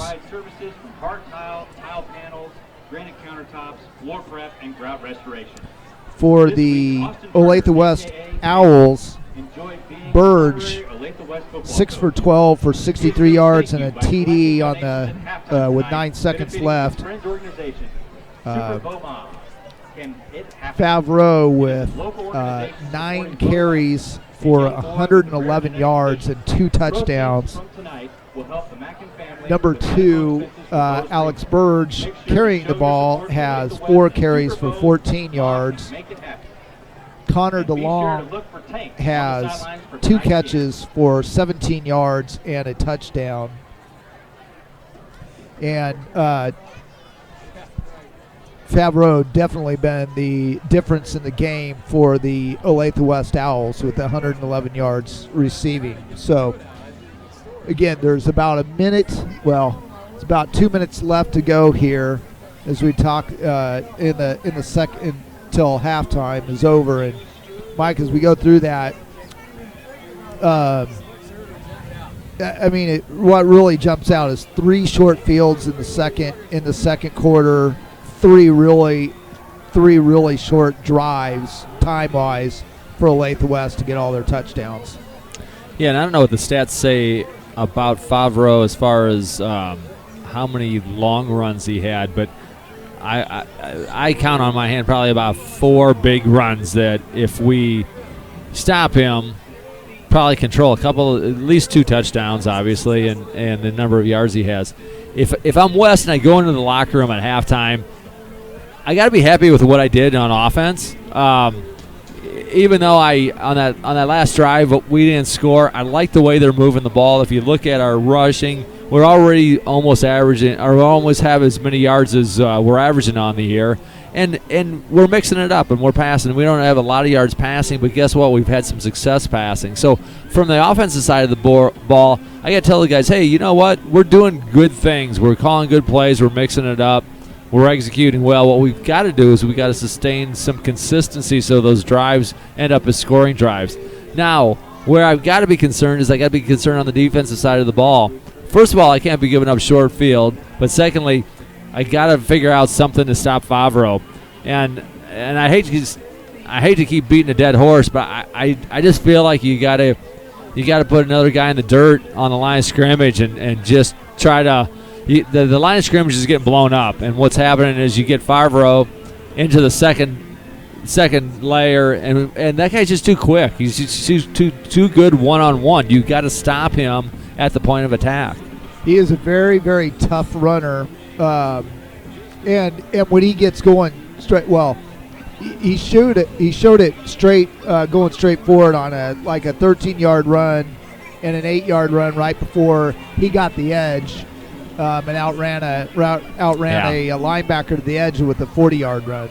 Yeah, I'll give him one of those runs. I mean, one of those runs, I'll be forgiving on the defense because, again, sometimes when you see a guy on film, it just doesn't tell the tale of the tape. You just can't estimate how fast he is until you actually get on the field with him. And I think we simply underestimated him in the first couple drives. That one touchdown to the outside, just taking bad angles because you're going, okay, I chase down most guys at this angle, and this guy's just got a different gear. He got a second gear. And you look at Shawnee Mission West on offense is unfortunately only 7 points to show for it, but some good things out of Andrew Kinney with almost 100 yards rushing in the first half. Yeah, I mean, without a doubt. So, I mean, what it does tell you is your guys up front are doing a good job, okay? They're executing their blocks, and we're giving – I mean, Kinney's I don't want to do my nasty math, but I mean, he's averaging, over 10 yards a carry. So, I mean, he's doing something. Now, the carry at the end obviously helped, that long carry, but still, he's still averaging really good yardage. The other thing that I think you look at, too, on offense is, you really haven't tried, you don't necessarily have to do this. You haven't gone to the veer. You haven't tried the veer or the option. And the reason I say that is because Luke Jones has had really good success up the middle. You got Kinney or Gilliard, who's quick on the outside, and you got Weston Moore, who's a really good runner, and it just gives you a different look. I'm not saying you run that as your mainstay offense, but just to give them a different look, and whether you do that out of the spread or whether you do that, under center.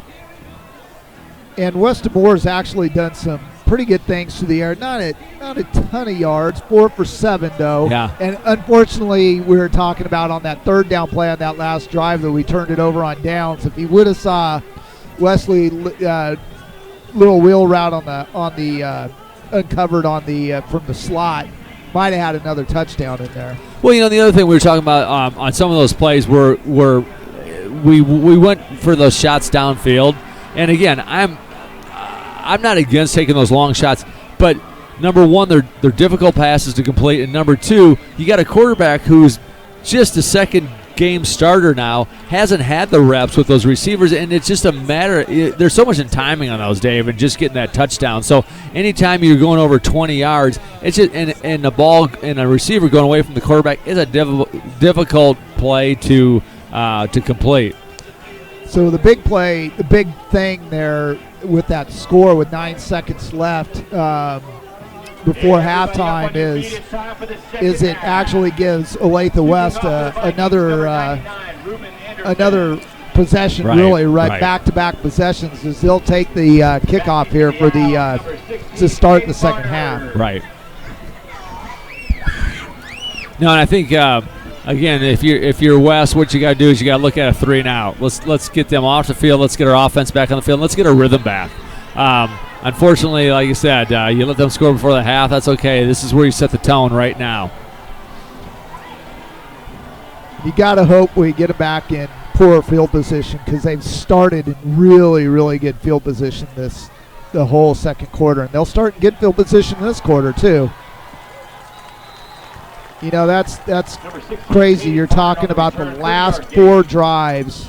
This one will start at their own 45-yard line.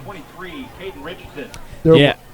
Go ahead, Zay. The last 4 drives, their own 44, their own 42, their own 42, their own 45. In an offense that isn't averaging a lot of yards per game, the last thing you want to do is give them a short field. Again, it's giving them an opportunity. So 1st and 10, there's the give to Favreau right up the middle, and he could be gone. Nice tackle there by Wesley Clark that keeps him from breaking that one all the way. And just kind of what we were talking about earlier, you know, he got to that second level, he splits the linebackers, and there's just, he's gone. If Wesley Clark doesn't ankle tackle him, he's in dancing in the end zone again. 30-yard run on 1st down. Favreau takes it into there, and that's what we needed right there. Number 15, Anthony Favreau on the Okay, and so this is what I like. So you get Jacob Port, you stun him. And what you do is now you hit Favreau in the backfield, completely different than seeing him at 5 yards in the middle of the field. So Jacob Port with a nice tackle right there to stop Favreau for no gain.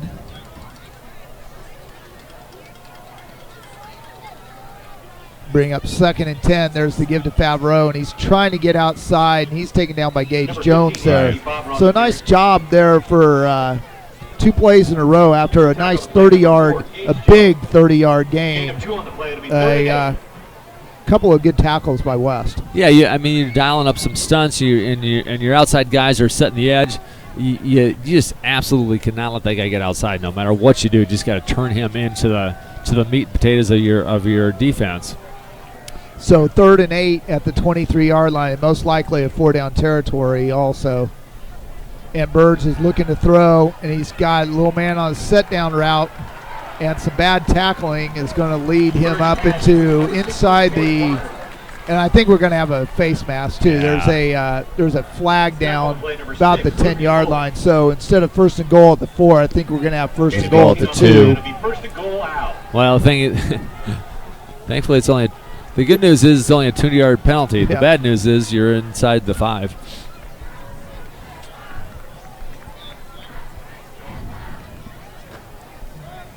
So just a nice little hitch route there, set up past the sticks, and then made a nice run to get down inside to the 4-yard line. The penalty will take it to the 2.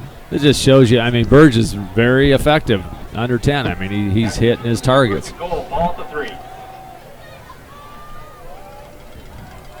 Interesting formation. Yeah, they stack the right side. He's going to bowl his way, and he's going to get down right to the goal line. We'll see what they call. It'll be a delayed call. The Olathe West team is signaling a touchdown. The referees look like they're going to say 2nd down, and it'll be 2nd down about a foot. Gain of 2 on the play. It'll be 2nd and goal. Don't be surprised if they just come out with the same thing. They come out of the huddle, quick huddle, and just try to quick snap it. Nope, and I'm wrong. That's sort of that interesting double wing formation here. Sort of right. They come back to it with a little double wing to the right. See if they run that again, but it's going to be. You know, he's a great penetration. I don't know who Favreau tries to get in, but he's going to be stopped, and it'll be 3rd and goal at the 1.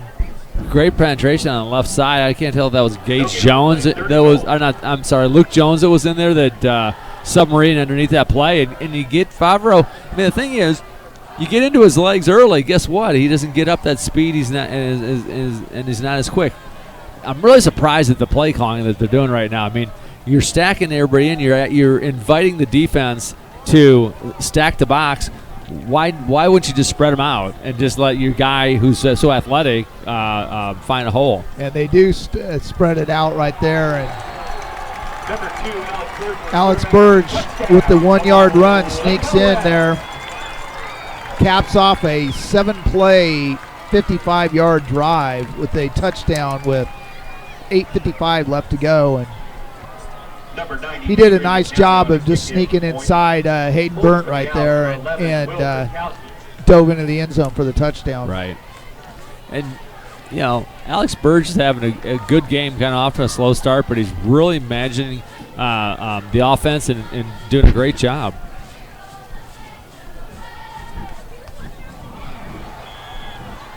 Another missed extra point, Dave. I'll tell you what, they're leaving the door open.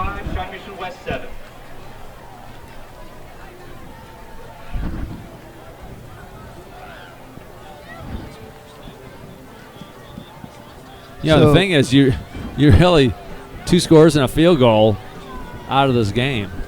Yeah, that's interesting. You've had 4 touchdowns. You've given up basically 4 touchdowns since the beginning in just a little over a quarter. That one, 8:55. So that actually was a 3-minute drive. Where they actually in the second quarter, he had 3 about minute and a half yard drives. Yeah, you spent more time. Unfortunately, they took more time to go 2 yards than they did to go 52 yards. Yes. Yeah, they did. They probably drove more time off there. So DeLong will kick off for the Owls. 8:55 left to go here in the third quarter, and they're up 25-7 off a 4th short field drive. Will be taken by Wesley Clark back inside his 10. He's going to try to get up the right side, and he's up to about the 33-yard line. Wesley Clark on the return. West will start 1st and 10 at their own 33. And this is a real important drive for West, I think, for several reasons. First of all, I want to keep the defense off the field for a little bit, let them regroup. But secondly, just from a confidence standpoint, just nothing fancy to start off with. Just control the ball, mix the offense up, and just continue to move the ball forward, but making sure you're going downfield, getting positive gains, and putting points on the board. Power pistol look for the Vikings. Moore's going to run to the left, kick it back up inside, and he's got about a yard, maybe 2 yards up to the 35-yard line. Just different look gives the defense something else to look for. There's several things you can run off that same formation. Now Weston is, on that play, he needs, hang on to your blockers. I know he sees the seam there, but you got all these guys out in front, so use those guys and let the big guys up front clear the way. Second and 8 at 35. Clark will come in motion and take that on the jet sweep, and he's trying to get out to the right. He's going to twist his way to about the 37-yard line for a gain of 2. Tackle the play, number 20, Nathan Rouse. And Mike, as you were talking about, keep your defense off and you really want to score here because it's an 18-point game. This is a huge third down play right here, 3rd and 6. Right here, you just need that first down. And, hey, come back to that. I talked about to you at halftime about that tight end. You kind of set guys at levels. You let that tight end kind of slide out there into the open. There you go. Nice catch by Mike Williamson. Great and ball. A good throw. Yep, good ball. 28, Mike Williamson. Tackle the play, number 3, Trey Kraus. So that ball, that completion takes it up to the 48-yard line, a gain of 12. Ball for 48. Weston Moore to Mike Williamson, and a much-needed first down there by the Vikings. And that's what we talked about earlier too. They're a little bit soft on the corners. They're giving you guys some space underneath. So get some of those sure throws, those underneath throws they build some confidence for Weston. Kenny sneaks it back up inside, and he's going to have 9. He's going to take it inside Owl territory to the 43-yard line. So a nice run of 9 by Andrew Kenny takes him over the 100-yard mark for the game. Yeah, I'll tell you, he's doing a nice job of clearing things out on the right side there. Here's an interesting situation. You're literally second, not even a yard.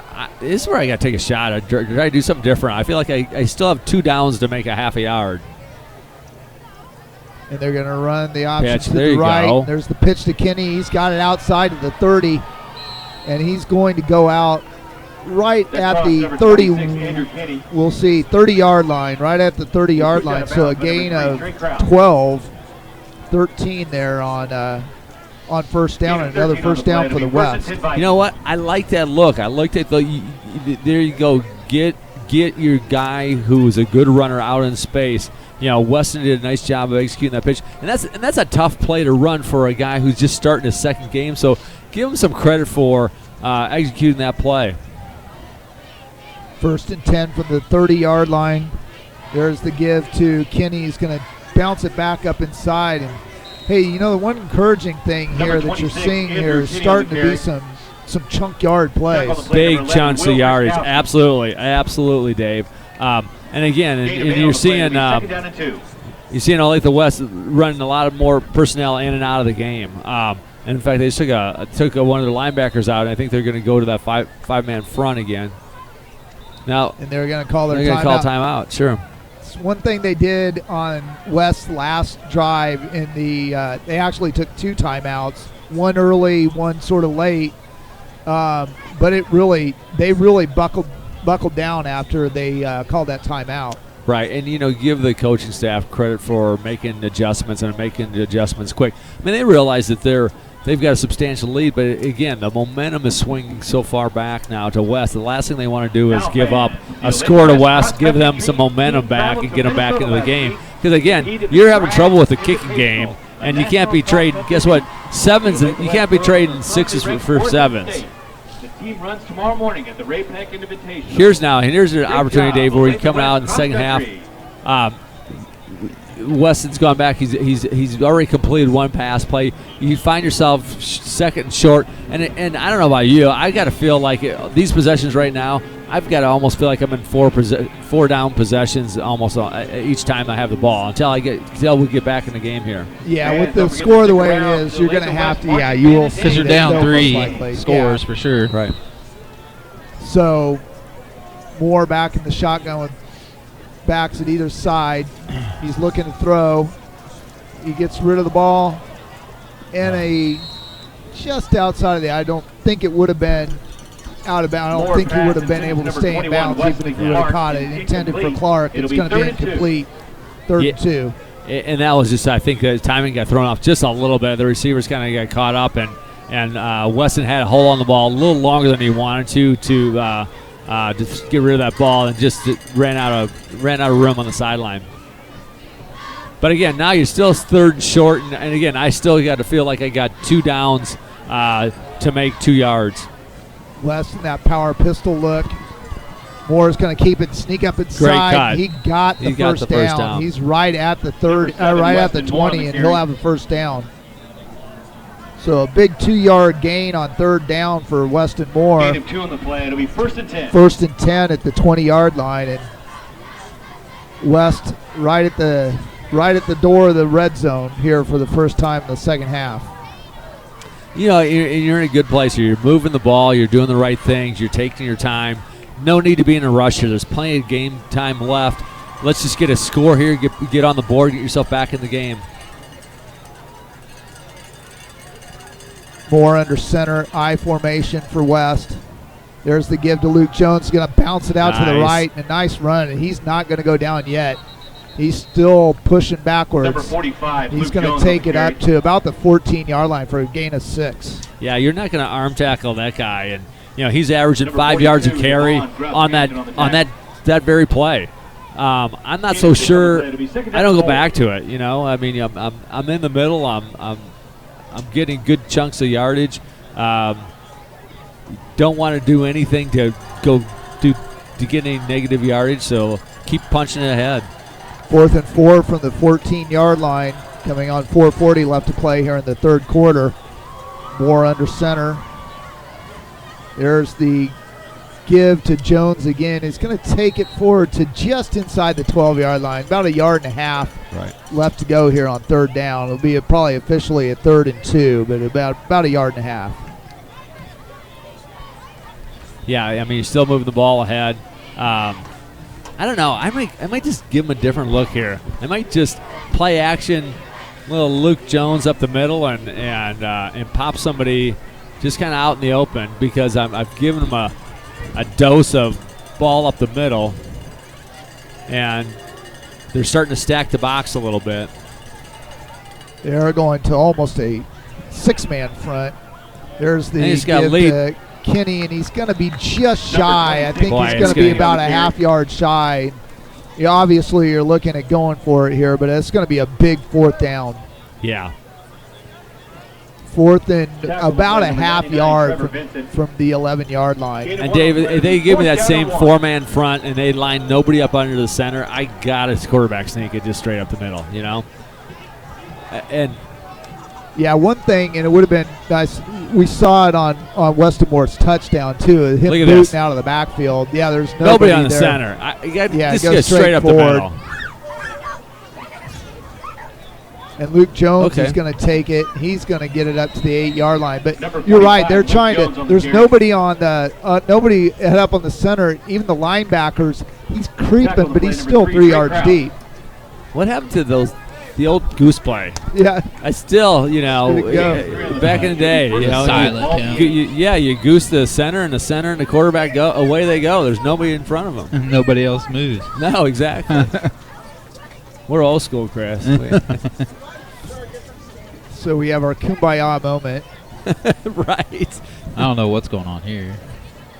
I think. Oh, we're getting a little chippy. Are we talking to the captains on both I think sides? they're just talking to the captains. There was a little bit of pushing and shoving coming up from that last play there, and I think they're just bringing the captains together and tell them to knock it off. You know, that's smart, though. I would rather have them do that than all of a sudden just start throwing flags. Yeah. And there wasn't a lot of. It was just sort of some little bit of shoving coming up from the pile. So looks like the referees have taken care of that, and we'll come here for the first and goal from the 8-yard line. There's the give to Kenny. He's going to try to get outside. He gets up to about the 6-yard line. Number 26, Andrew Kinney on the carry. Yeah. Kind of a nice counter play. Tackle Lilla play, number 44, Sam Butler. made some nice blocks on the outside again. Still pushing the ball ahead. You got Gain of second field down. on You the still have 3 downs It'll be and second down and make goal, 6 ball yards. 6. Second down and goal from the 6. That's the 13th play of this drive. So West has had a long drive. Eating up clock is probably the biggest thing, but you really got to get this ball in. Here's Weston Moore running. He's going to sneak up inside, and he's got a touchdown. Beauty, beauty, beauty. Weston Number Moore. 7, Weston Moore on the quarterback keep. Touchdown, Shawnee Mission West. He's got the 6-yard touchdown, and he caps off a 14-play, 6.5-minute drive. With, Yeah, if we get the ball back, we need to play with a little more urgency maybe. I don't know. You know what? I liked what I saw from Weston on that one. I mean, he definitely, you know, he ran the ball with some authority. He wasn't going out there looking for a pitch. He's basically saying, listen, if I see that seam, I'm taking it in. And it was a really well-executed play. And West going for 2 here, which is super interesting. Why not? Why not? So West will go for 2. Clark in motion. There's the give. Nope. Wide They're open. going to fake Oh. it. And he's got him in the back of the end zone. Hey, there's your tight end. This is my tight end. for 2. So Pass complete. Caden 10-point Richardson. game. Caden Richardson, the 2-point conversion is Caden good. Richardson with the 2 points. 2 minutes left in the third quarter. Shawnee Mission West. No, you know what? And the thing is, if West doesn't convert that, really doesn't hurt anything. But now what it does, well, again, it makes it very interesting because literally they can score twice, two 8-point conversions or 2 2-point conversions and a field goal, and you win. Yeah. And that's against 2 touchdowns. So that's where those extra points really kill you if you're Olathe West. So the Weston Moore 6-yard run for a touchdown caps off a 6.5-minute, 65-yard drive, 14 plays for West. And just one thing we were talking about, sort of methodically moved it downfield, but there was some good chunk play, good chunk runs there. You know, I think the biggest thing it does for them too, Dave, is it just gives them their swagger back, gives them some confidence, kept the defense off the field for a little bit. Best yet, kept the ball out of Favreau's hands, right? So what you really need to do here is you need a good kick, pin them back deep, and you really need to just pin your ears back and go after Favreau, because guess what? If you're Olathe West, you got to be thinking ball control. You got to be thinking handing the ball off. And I'm going to say one thing they need to do first. They need to cover this kick and keep them back into a 70 to 80 yard field. I tell Ruben Adams, I don't even think you kick it deep. I think you just directionally kick it. And Kinda these like two that. the numbers over there. Yeah, well, not so hashed much, about not the so much. 15-yard line. And Yes. Wow. Favreau got a head of steam. Oh, There's holding going to be, baby. luckily, that's probably going to be 10 yards back. Hopefully. And it's going to be starting about the 30-yard line instead of the 43-yard line, 44-yard line. That's huge, guy. I mean, the amazing thing is they almost started their 5th drive in a row from basically the 45-yard line. Yeah. Right. What I don't get on that kickoff is the edge guys are 10 yards downfield further than the guys in the middle. We got to change that up. I Get don't some know guys if that they're tackle. getting blocked or what, but There haven't been too many flags at all, has there? no. No, there haven't been a lot of flags. And that's a big flag because that makes them start back at their 30-yard line, and they haven't had a starting position inside their 30 since the first quarter. One's at 28, one's at 33. Both of those were punts. And that's because the guy slipped on the one. Yeah, Right, one was right. off the punt. But that keeps them from their 5th drive in a row with basically only 55 yards to go. So we'll see what happens here. There's the keeper by Burge, and he's going to change the field position back on one play and get it up to the 43-yard line. So one play and that field position changes. Yeah, and Gain of 13 on the play. It'll be 1st and 10 now. I don't see West doing anything different than that. I don't know why you would. I mean, Burge has been very successful in executing those short underneath passes. But if I'm West, I'm going to continue to run the ball as long as they're going to give me big chunks of yardage. And if I'm Shawnee Mission West, I've got to be looking for just those 2 guys to stop. Minute 35 left to go. There's the give to Favreau, and he's met by Porritt in the hole, but Right. he leans forward for another couple of yards, and he'll have a 4-yard gain to make it 2nd and 6. Yeah, for a 5'8", 175 guy, he sure runs like a 6', 205 guy. Gain of 4 on the So play. It'll be 2nd down and 6. they gave him about a gain of 3, so instead 3. of 2nd and 6, it'll be 2nd and 7. I mean, you kind of got to just start blitzing, don't you? Yeah, I think you do definitely have to stunt the gaps, and you got anyway. You just got to do something to kind of change this up because you can't be giving them 5 yards. So there's the pitch out to Favreau, and he cuts it up Hold inside. it. We're going to have a hold. So that's going to negate That a toss to number 15, Anthony Five. Favreau. 5-yard 3 on the run play. there for Favreau, and it's going to take it back. Tackle on the play, number 21. Well, the thing what I like there is you had Gilliard, and it might have been the hold on Gilliard. You had Gilliard on the slot guy, and he definitely set the edge. I mean, basically saying, "Listen, you're not getting outside of me." And I think that might have been the guy that got hooked. You know, interestingly, for both teams playing very clean almost the whole game, Olathe West is shooting themselves in the foot a little bit here with the hold on the kickoff and now a hold on what would have been a 3rd and 2. Now it's going to bring up a 2nd and 17. Right. And here, you can even give up 5 yards. You just can't be giving up 15 yards. After the Owls penalty, it'll be 2nd down and 17. We need old Hayden to get in there and cause some havoc Yeah, I here. need Hayden Burt, yeah. Be nice to get him in Burge's face one more time like he did in the first half and see if we can get one up and Wesley maybe float one and Wesley pick one off. But we'll see what goes here. But it's just to give to Favreau. And nice job of filling there by Number Wesley 15, Clark yeah. to come up Favreau on the carry. and make that hit. Right. Tackle on the play, number 21, Wesley Clark. Gain of 3 on the play. It'll be 2nd down and 14.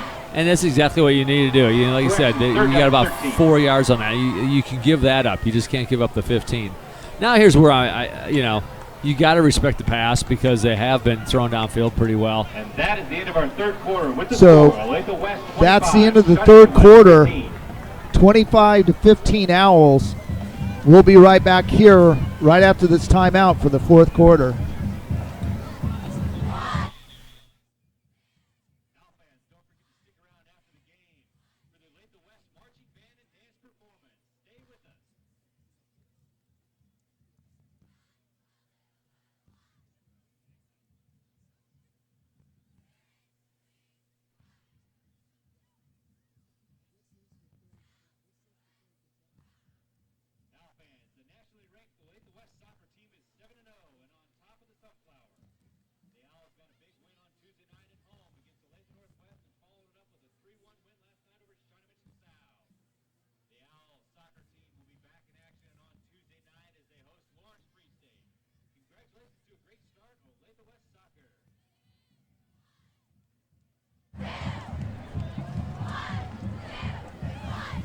And we're back here for the start of the fourth quarter.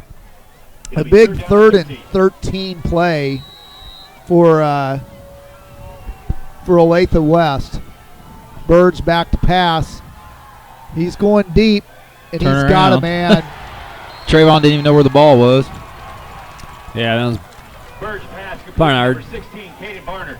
So Barnard run out of the backfield or little slot, run up the sideline a little wheel route. He's got a gain all the way down to the 33-yard line.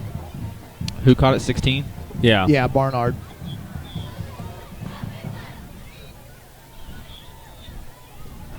So a 27-yard reception there. Gain. Favreau's taking it up to about the Number 2, 25-yard line. quarterback Heat. He's tackled by number 21. Yeah, no, that was a good read by Burge. He actually kept the ball on that one, and he wasn't coming down easy either. He hits Wesley Clark, who was a pretty sure tackle, Second down and 3. and gave him all he wanted. Luckily, was skank tackled on that one, but still not before he gave up 8 yards. So Burge gets it to the 26-yard line. This is a Second must and stop. 3. There's just not enough clock and the way you run the offense for them to give up some more, give up another touchdown here. Burge gives it to Favreau. He's trying to get outside, and he's broke a couple of tackles. He can't break that one Number from 15, Anthony Favreau. Morris, and he's going to take him down at the 25-yard line for a gain of 1. Nice job by Anthony Morris to get him down. Really nice job because he literally bounced off 2 tackles before Morris brings him down, and just really important. But if I'm Olathe West, again, I think this is 2-down territory. Based on what I've seen from their kicking game, I'd be surprised if they kick.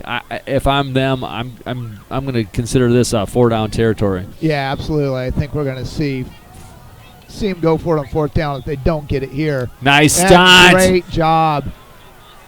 Oh, Luke easy. Jones. 15, Anthony Favreau on the carry. Luke Just- Jones gets up in the middle and gets that tackle. Luke for Jones loss. timed that snap perfectly, came through the gap, and just almost took the handoff away from Favreau. So a loss of 2 on that tackle. by Oh, you Luke gotta Jones. probably Will take throw back it to here, the don't you? 27-yard line. I don't know. It's an interesting call, Chris. If I'm West, I don't know if I want to stop the clock for West. If it's an incomplete pass, I think I still keep the ball on the ground. So 4th and 4 from the 32-yard line.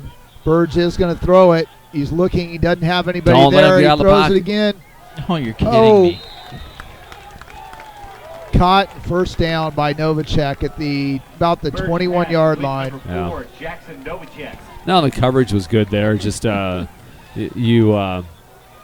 got so many receivers out there. You're one-on-one coverage. So Olathe West able to convert the 4th and 4. They get 6 yards on the 4th and 4 and bring up 1st and 10 at the 21-yard line. 9.5 minutes left. And just have to say this again. Okay, you So gave up did the he not first down. You complete just that out of bounds? Does it not stop when he goes out of bounds in high school? The clock? Not inside the 10. So it'll stop just for the sticks. Oh, that's we got that's a holding block in there. back. Please. I can't imagine. That's a Okay, block in the thank back. you. Yeah. I think he hurt us all the way up Yeah. here, Dave. That. So That was pretty How do you tackle a guy right in front of the ball carrier? Anyway, it's enough said. pretty blatant. Either hold or block in the back. But you do can you take your pick. decline And it, though? the back judge on the other side did it. It's in the backfield. I think you may. You got to take the 10 yards. I think you got to take the Yeah. 10 yards. You're Yeah. going to Even though give you can one. give up the clock. You're giving one clock. Right. So you're probably giving up 40 seconds here to take the yardage. Yeah. And again, we were talking about this is the second. Olathe West has been clean this almost the whole night. This is the 3rd big penalty on them. Now they've been able to overcome it so far. But I on think the first 2.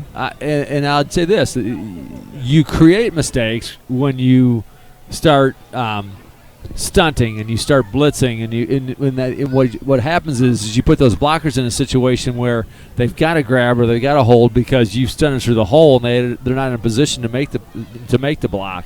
That could be very well what's going on too, because there's been a heck of a lot more stunting in this half by West than there was in the first half.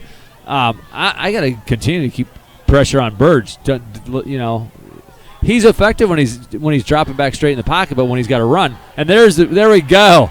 Nice Hayden job. Burt. Hayden Burt gets a. Hey, you know what? The one thing I heard the coaches saying in back, that's a penalty. That the game clock started. The clock started running before the snap of the ball on an offensive penalty, which it should not do. Correction, second down and 27. Hold on.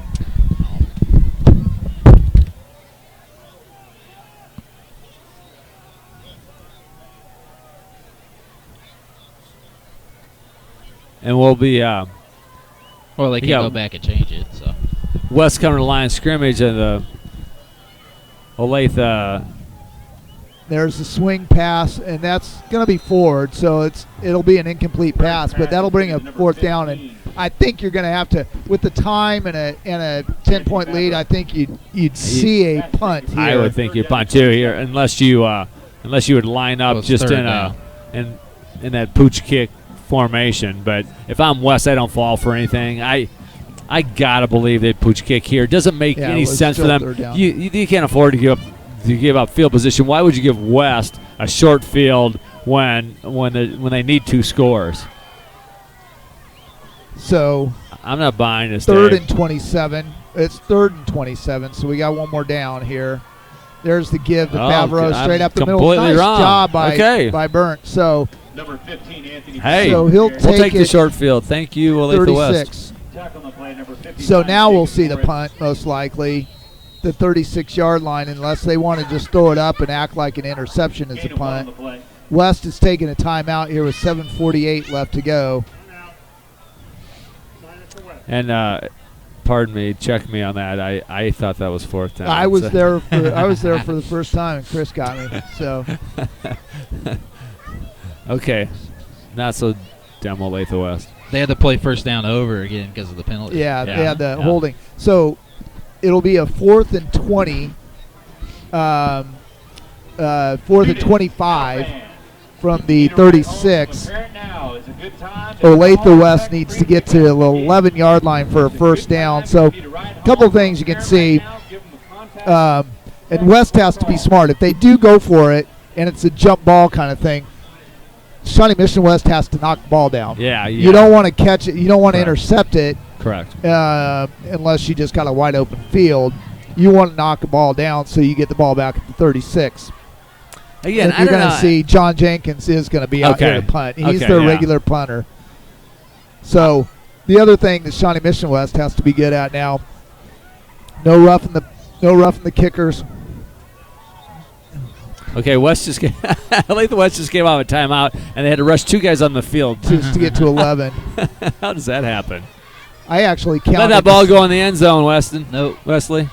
It's going to go out. It's good. Got to go down at the 7-yard line. So a punt. You know, here's the one thing. West will take over with 7:38 left to go here at their own 7-yard line. The bad thing is the good thing is you got to stop. The bad thing is that Olathe West was able to run 6.5 minutes off. So you've had 2 6.5-minute drives in a row. So you've taken 13 of your 24 minutes out, and time's pretty precious right now. Yeah, you just have to have a sense of urgency. You just can't be slow back to the huddle and slow out of the huddle. So there's run by Weston Moore. And he's going to take it all the way up to – he does fumble at the very end. No, they said he was down. So down, Weston Moore takes it up to the 35-yard line. So a nice gain of 28 on first down. No, and that's exactly what you need, Dave. We need, as we talked about. But now we got some urgency out of the huddle quick. Nice run by Weston Moore. Let's keep it going. 7:23 left to play here in the game. West at their own 35-yard line. There's the the fake to Kenny. Moore's trying to roll out. He just needs to get the ball, rid of the ball. Okay. The good thing is he stopped the clock. He lost. Looks like he lost 2, maybe 3, but at least he stopped the clock. He lost 2. Yeah, and then as he gets more experience, he'll learn just to throw that away, because in this case we just need more clock than anything. And it was just evident right from the start. Everybody was picked up, and there's really no place to go, and there was no place to run. That tight end was open again. So loss of 2 on that rollout. It'll be 2nd and 12 from the 33-yard line. He's going to run the option to the left and take it forward for about 5 yards, maybe 6 to the 39. Okay, here's an important play. 3rd and 6 from the 39-yard line. Gain of 6 on the play. It'll be 3rd down and 6. West does have to have a little bit of sense of urgency. 6:45 left to go here in the game. And again, down by 10. Even though you're in your own territory, this is 4-down territory. You know, yeah. You don't have to look at it like I need 6. I need to at least get positive yardage. I got another play to get 6. There you go. Trayvon Gilliard's going to take it forward almost to midfield for the first down. He's up to the 49-yard line. He's got a gain of 10 and a first down for Shawnee Mission West. 6:23 left to go. And lots of time left. Still got your 3 timeouts. The thing, when you're on offense, you control the clock. So save those timeouts for your defense. I think we already called one. They called one. Olathe called one, but I'm not sure that we've called one. I was looking. I'm sorry. I was looking. Oh, no, I was going to say, I guess this. Westermore's trying to go deep. Oh, trying to hit his brother, but just over his head. So the more-to-more connection just quite off, but that stops the clock with 6:01 left. Right. And the conversation after the game will be, well, you stopped running on that ball. Well, you didn't throw a very good ball. Yeah, the ride home will be interesting between the two of them. So 2nd and 10 from the 49-yard line. Weston Moore back in the shotgun, backs to both sides. They're going to swing it.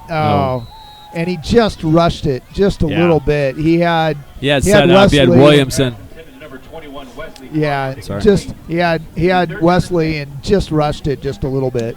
Yeah, no, I was just going to say it was a really well-designed play. You had Williamson out front who had control of his guy, and it looked like he had lots of room on the edge.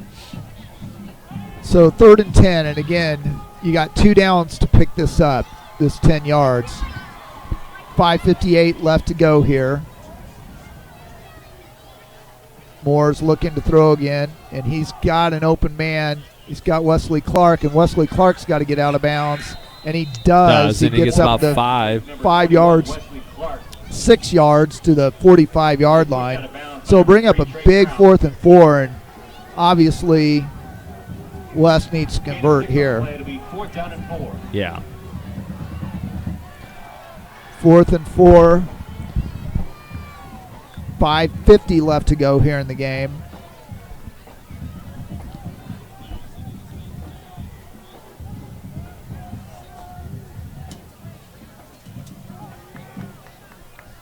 West needs to get to the Olathe West 41-yard line to convert this first down. That power pistol look.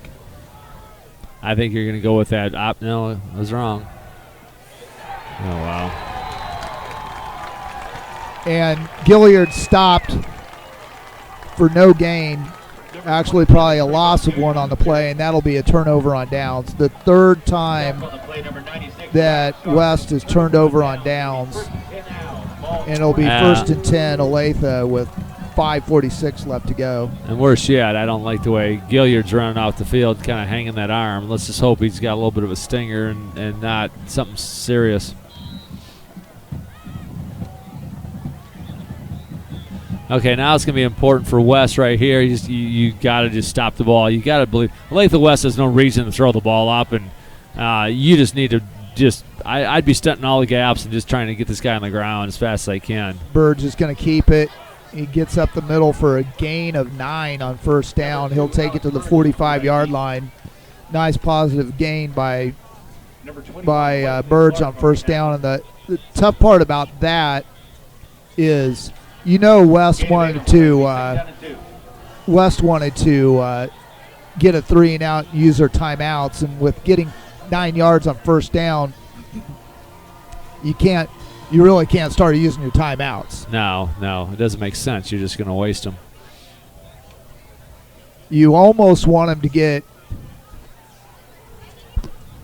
let's see, there's going on 5 minutes left. They have 10 seconds on the play clock, so they'll snap this with about 4:55.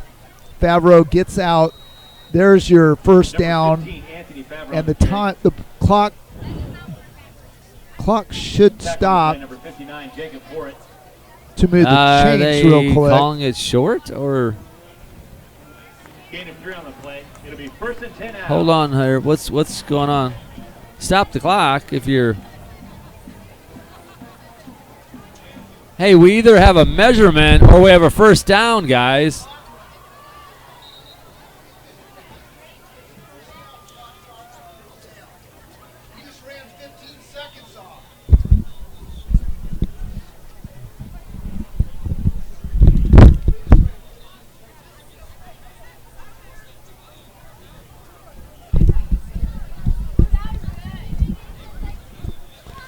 We got the timeout while the refs are trying to sort this out, but yeah. Should be about 4:38, I believe.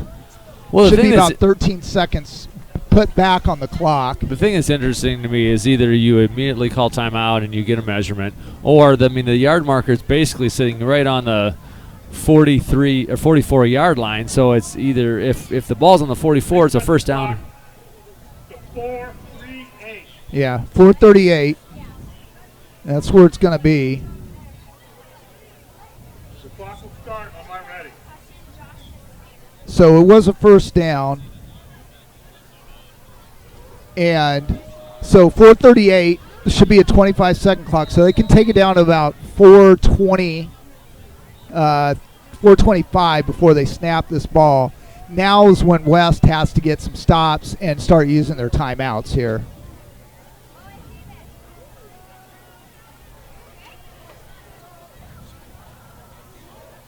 And there's the pitch back to Favreau.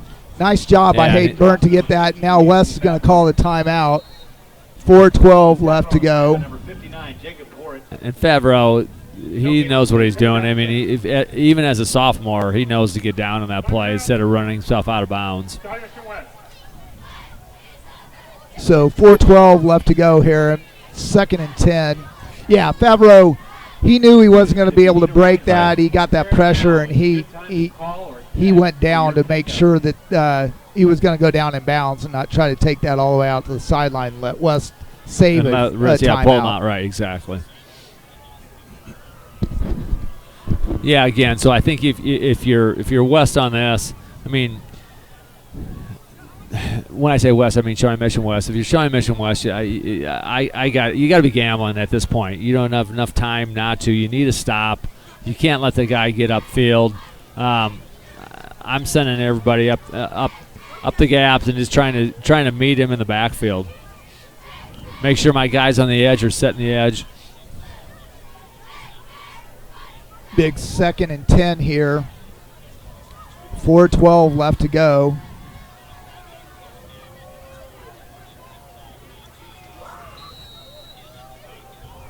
And watch Burge here too. And he will keep it, and he goes straight forward, and he's got a first down. That's a huge first down for the Owls right there. Oh, he's hurt.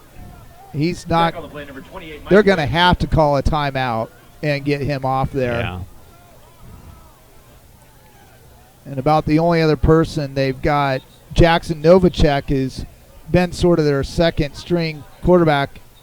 It'll be 1st and 10 out. Burge can't put any weight on that right leg right now.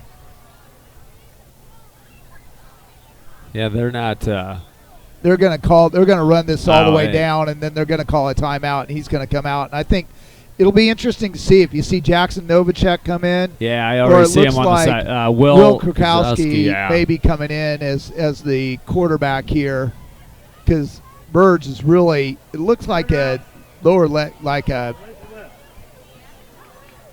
high ankle sprain or a shin, something, or a calf. Not a cramp, but he's not putting much weight at all on that. Now, at this point, it does change the dynamic of the game because you basically have two runners. So, not to say that Krakowski can't run, but I would expect that just going to hand the ball off a lot.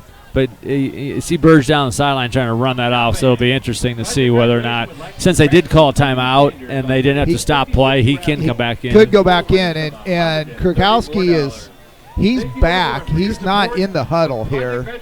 He's standing back, so it'll be interesting to see what they do. It looks like Burge may be trying to come back in. He is in the huddle, and he will come back out there. Yeah, still not putting a lot of weight on that. He's running better than he was about a minute ago. Okay, take a note out. He's not going to be able to throw off that foot or run off that foot. It's going to be a straight handoff here. There's the handoff. So it's just to Favreau, and he's going to get forward to about the 31-yard line. West calls timeout. 3:25 left to go. Tackle the play, number 45, Luke Jones. Yeah, the only benefit you have if you're Shawnee Mission West is, I got to believe, again, this guy is not in a position to be doing a lot of throwing or doing a lot of running. So I'm going to focus on number 15. So West, with their second timeout of the half, they'll have one left. 2nd and 8 at the 31-yard line. And if you're Shawnee Mission West, I think you're sort of you're playing the odds that Favreau's going to get this ball. Yeah, you got to believe he would. I mean, I don't know why you're Olathe West. You've got a lot of things in your favor. First of all, West is down to one timeout. It's only second down. So you got one more run, one more timeout, and then you got at least 40 more ticks of the clock. So you're even if you're giving the ball up on fourth down, you're still going to be giving the ball with like 3 minutes left. West hasn't scored in anything under 4 minutes at this point. Yeah. So no reason to do anything that would give up an easy touchdown, meaning put the ball in the air or try to have a quarterback who can't run. And there's the give to Favreau right up the middle, and he's going to be taken down at the 30-yard line. So a gain of 1, and West will spend their last – well, West actually will probably let this one go, and they'll take their last time out on the next play. Although you got to think that it's third and about 7 right now, that Olathe West will probably go for it on fourth down too and get the extra 40 seconds. Yeah, I would think so. Again, just gambling on how much time is left and the fact that you're still up by 2 scores. So they'll snap this to about 2.5. Yeah, they're going to have to stop Favreau here. There's about 2.5, and there's a nice job by Luke Jones coming around the middle, and there will be the timeout taken by West. You got to take your timeout. Right. And they're not. No gain on the play. It'll be fourth down and 7. Okay, I'm not sure why West isn't taking their timeout unless they don't have another timeout. I thought they took one earlier. The clock, they're still showing one, but on the. Well, they showed 3 when they had one. Yeah, that's true. Earlier, these guys over here kind of dingy. That definitely don't. They don't have a timeout, or they would be taking one. I would think so. There's no reason you would keep one because change of possession stops the clock, and you don't need the clock on offense.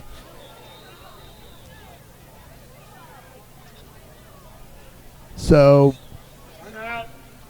the timeout taken a minute 53, and it'll be a 4th and 7. And again, now with Burge throwing the ball, if he's able to plant off that back foot, now you can throw the ball. It's either an incomplete's no difference than turning it over on down. So it's true. The only thing that I would think of as a coach, I don't want it to even give them an opportunity to intercept the ball and run one back quick. True. I would feel much better handing off to my guy, and even if he doesn't get a first down, I keep the clock running, and it's pretty safe play. I'm not, hands on the ball and just make sure you go down to the ground. The not turning the ball over and giving up an easy touchdown is more important than the first down at this point. So minute 53 left to go here in the game. Burge back in the shotgun with Favreau to his offset to his right. There's going to be the pass. He's going to go up there, and that's going to be a touchdown. Okay, so proven wrong. Third pass complete to number 18, Connor DeLong. So Connor DeLong with the 30-yard touchdown pass with 1:46 left to go, and obviously that about does it. Right. Well, and we talked about a safe play and not taking chances. I mean, again, that's about as safe of a play as you can have as well, and check me for not recognizing that. But, you got your 6'3" receiver, you're throwing a fader out. The worst thing that can happen is the ball goes out of bounds, and the best thing that happens is you score another touchdown. And the extra point is up and good. Be 31-15. With 1:46 left and Olathe West, 32, that 30-yard touchdown pass from Burge to DeLong caps off a Olathe 54-yard drive, 4 minutes and 7 plays. And, the interesting thing, they're just trying to run clock. They still had a short field. Instead of taking a minute and a half to score, they took 4 minutes to score. But, right. Again, all 5 of their touchdowns tonight, 55 to 58 yard fields. So, when you're giving guys starting position around midfield, and you got a guy who can run the ball like Favreau, it doesn't take a lot to score some points. No, exactly like you said. I mean, you're only a few short conversions away from scoring a touchdown, whereas when you're west and you're traveling 70 yards or 80 yards, you've got 2 more conversions you got to do to get in the end zone. So the Owls will kick off here. Barnard kicking off, and that's down. Oh, he's down. So minute 45 left to go. West will take over at their 24-yard line. And the tough part here is no timeouts. They're going to play. I'd be playing 4 deep. And it doesn't matter. At this point, just I'd try to execute some pass plays and just, this is practice at this point. You still want to score. You're not giving up. Yeah, it's a great time to try to execute a 2-minute drill. Right. Obviously, 2 minutes, one score is not going to get you back. Wesley Clark at quarterback, folks. Yeah, Wesley at quarterback. He's going to give to Kenny, and Kenny's going to take it up for a couple up to the 26-yard line and get a. I haven't seen Weston got hurt at all on the last drive, or no, they might just be doing this just in case. I mean, if Wesley has to eventually play. Yeah, and if you looked at like a true Wildcat quarterback, Wesley would probably be that guy. He makes a spin, a nice pitch. Yeah, get out of bounds, Kenny. Nope. Good job by Andrew Kennedy to keep his pitch relationship right there, so he could get that pitch to him downfield, past the line of scrimmage.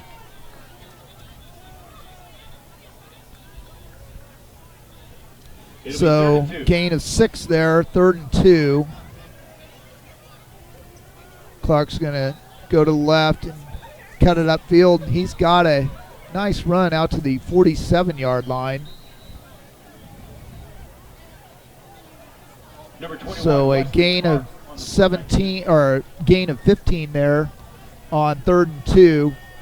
Tackle on the play to number 96, Wyatt Sharp. Bring up 1st and 10 with 44 seconds left here in the It'll be game. 1st and 10 Vikings, ball at the 47.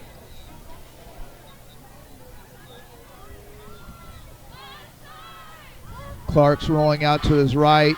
He's taking it upfield. He'll get ahead to right to midfield and into Owl territory at the 49-yard line. West, barring a Tackle on the play, number 3, incomplete Trent pass, probably has one more play in him here. Second down and 6. 2nd and 6 at the Owl 49-yard line. And I think what you're doing 15 here, seconds left. Dave, is I think you're just practicing the Wildcat, right? Yeah. I mean, this is just another wrinkle for the offense. And Andrew Kinney will take it up to the 44-yard line for a gain of 4. And that will do it. Time runs out on this game. And that's our game. And a 32-15 Olathe West victory over the Shawnee Mission West Vikings. And we'll be right back after this timeout, talk about the scoring drives and the second half stats.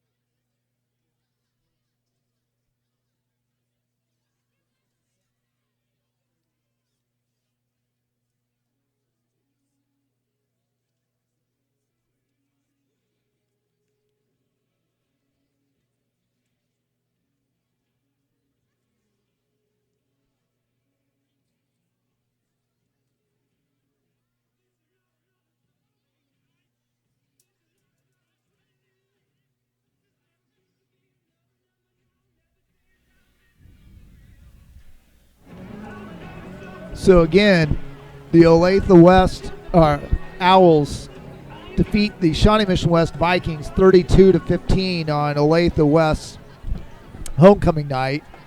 And as we go back through the scoring for the game, scoring didn't start until the second quarter. That's when Anthony Favreau got the first of his touchdowns of the night, a 14-yard touchdown run with 9:31 left to go in the first half. Point after touchdown was blocked by Wesley Clark, and Olathe West with a 6-0 lead. Shawnee Mission West answered with a Weston Moore 9-yard touchdown on a 68-yard 11-play drive that took 4.5 minutes.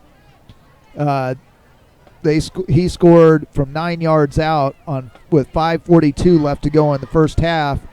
And the Reuben Anderson extra point made it 7-6 Shawnee Mission West at that time. Favreau with his second touchdown of the game on a 40-yard run with 4:29 left, only a minute and 6-second drive, 3 plays, and 58 yards. Again, the PAT was blocked, and Olathe West had a 12-7 lead.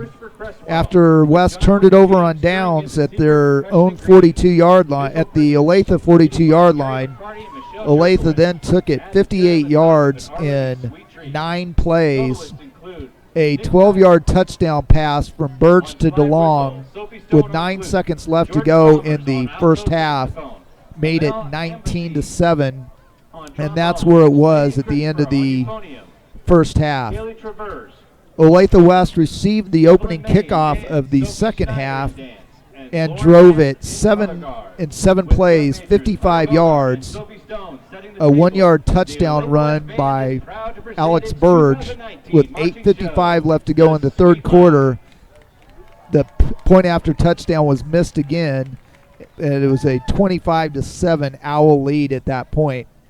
West responded with a 6.5-minute drive, 14 plays, and 67 yards, capped off by a 6-yard Weston Moore touchdown run, his second touchdown run of the night, with 2:13 left to go in the third quarter. Caden Richardson caught a 2-point conversion from Moore to make it 25-15, and that's how the half ended, or the quarter ended, the third quarter. The last score of the game was a 30-yard touchdown run, or 30-yard touchdown pass from Alex Burge to Connor DeLong with 1:46 left to go in the game. The extra point was good, made it 31-15. That touchdown capped off a 7-play, 44-yard drive, and that ended the scoring for the night as West got the ball back with 1:45, and the clock ran out with them on Olathe's 44-yard line. So that's where it was, a 32. That's the scoring in this 32-15 Olathe West victory. We'll let you listen to the Olathe West band for a little while, and we'll be right back with some individual stats.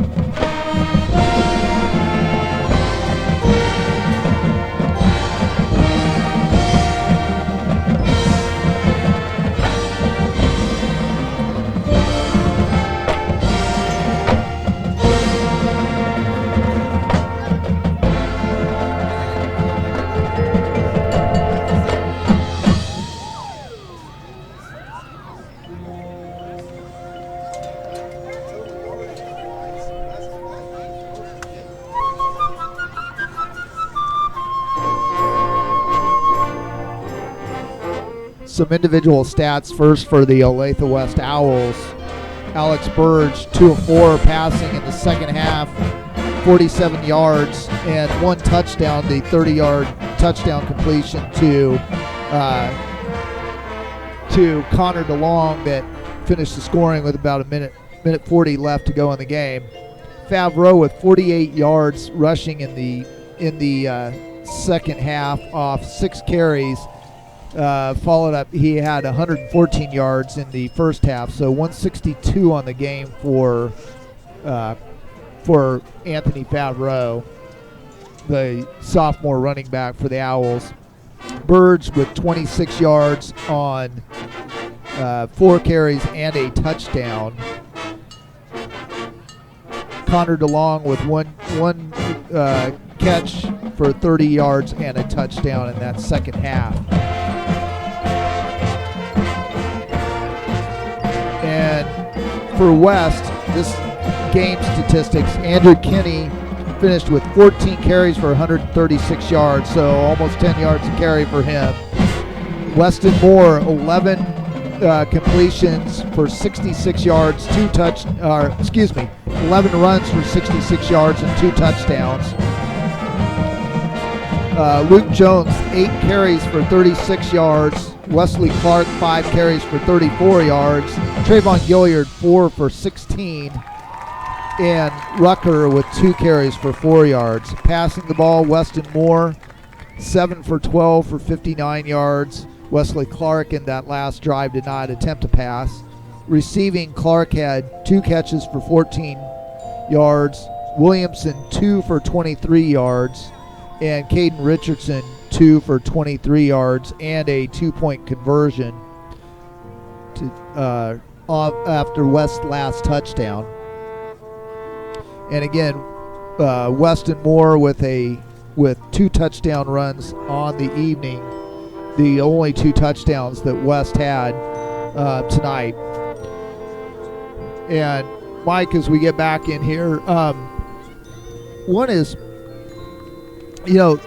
looking at West stats, had some pretty good stats on the ground and really not that bad.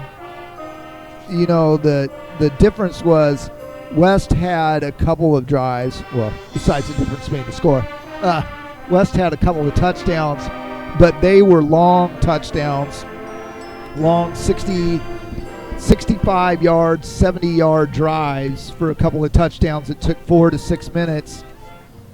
And Olathe West had 5 touchdown drives of about 55 yards. They didn't have to go very far for their scores. No, and I think the big difference, I mean, if you're looking at West and your Shawnee Mission West and you're looking at the stats, you got to say Jesus is deceiving because I've got over 200 yards rushing, and I only came up with 2 touchdowns. But you had the 2 long drives, and you had the 1 long drive at the end of the first half that didn't materialize into anything, and then another drive towards the end of the game. It is kind of deceiving because it seemed like we had some efficient passes, but obviously we only came up with about 60 yards of passing, so we just need a little bit more balance there. What's interesting is that, and again, there's a difference between C.J. Callahan throwing at the beginning of the year where we were throwing the ball a little bit more. You had a little bit more timing between quarterback and receiver. What you have differently with Weston Moore is that now you bring in a new dynamic. You got a guy that can run the ball, and it definitely changes the offense. And nothing against that style and nothing against running the ball as much as they did. It's just that on the defense you came up on the short end. You give up 5 touchdowns, and really the score is deceiving because 5 touchdowns times 7 is 32 points. So a little more of a lopsided game than maybe what the scoreboard shows. Yeah, in the first half, Favreau really hurt West in the first half. In the second half, he didn't as much. I don't know if you say they contained him. They held him to 40-some yards in the second half, which is pretty good job by the Viking defense there. And again, there was only they only scored 2 touchdowns there in the second half. First drive and the last drive of the game, right, or the half. No, and I think the unsung hero for Olathe West is Burge. I'm sorry, I wasn't. We were being our own statistician, so I was calculating West stats while you were rattling off the stats for Olathe West. But I mean, as a passer, he was efficient. He threw good balls. He threw that big ball at the end for that extra touchdown. He down the stretch when he had to make the throws, he made the throws. He ran the ball efficiently when they started keying on Favreau. He pulled the ball and ran effectively. So to me, he's really the difference in the game. I think he down the stretch, he was the leader. Yeah, we talked about at the beginning of the game. It's really sort of a 2-man game with Olathe West, and it was tonight between Burge and Favreau. Favreau with a couple touchdown runs. Burge with 1 touchdown run and 2 passing, both to the long. Right. So you could probably throw a 3-man game in there if you throw the receiver in there, but those 2 guys were really effective in the backfield tonight. Yeah, absolutely. So tonight was Olathe West's homecoming night. Next week, next Friday, will be Shawnee Mission West homecoming night against Olathe East, who I believe, I'd have to look, they may have lost 1 so far this year, but I believe they were 3-1 coming into tonight. So a very good Olathe East team coming to the homecoming game next week. Yeah, and it's difficult. I mean, it's when you're as West, you're still trying to identify who you are. What kind of offense am I? Am I a running offense? Am I a passing offense? Am I a balanced attack offense? But I think more than that, I'm not as concerned about the offense as I am the defense at this point, Dave. Just the number of points that we're giving up. Coming into the game, we were giving up 32 points. The scoreboard reads 32, so we're Yeah. going to stay right on that average. And when you're struggling, when your offense is moving the ball, but you're not scoring that many touchdowns, you can't be giving up 32 points. You just can't. It's not a winning combination. Yep, and that's where it was tonight. A 32-15 Olathe West Owl victory over the Shawnee Mission West Vikings. And that'll do it from Olathe District Activity Center here tonight. Again, we'll be back on YouTube next Friday with the Shawnee Mission West homecoming game against the Olathe East Eagles. No, Hawklets. Hawklets. No, Thank you. Hawks. It's Thank Hawks. you, Hawks. not Rockhurst. Yeah. Olathe Not East Ham Hawks. Hawks. I got to know, every Olathe school is named after a bird of prey. Right. So that's how you know all their schools, so all their mascots. But that'll do it again from Olathe District Activity Center. For Chris Turner on analysis and camera, and Mike Relhan on analysis. Well, and both of you guys on Halfway stats. stats. Too. Halfway stats. Pretty good. It works there. This is David Compton saying good night, and Mike. Hey, thanks for hanging out with us on a Friday night. We enjoy bringing these broadcasts to you guys, and even though the scoreboard doesn't reflect it, in our hearts, West is still best. Good night.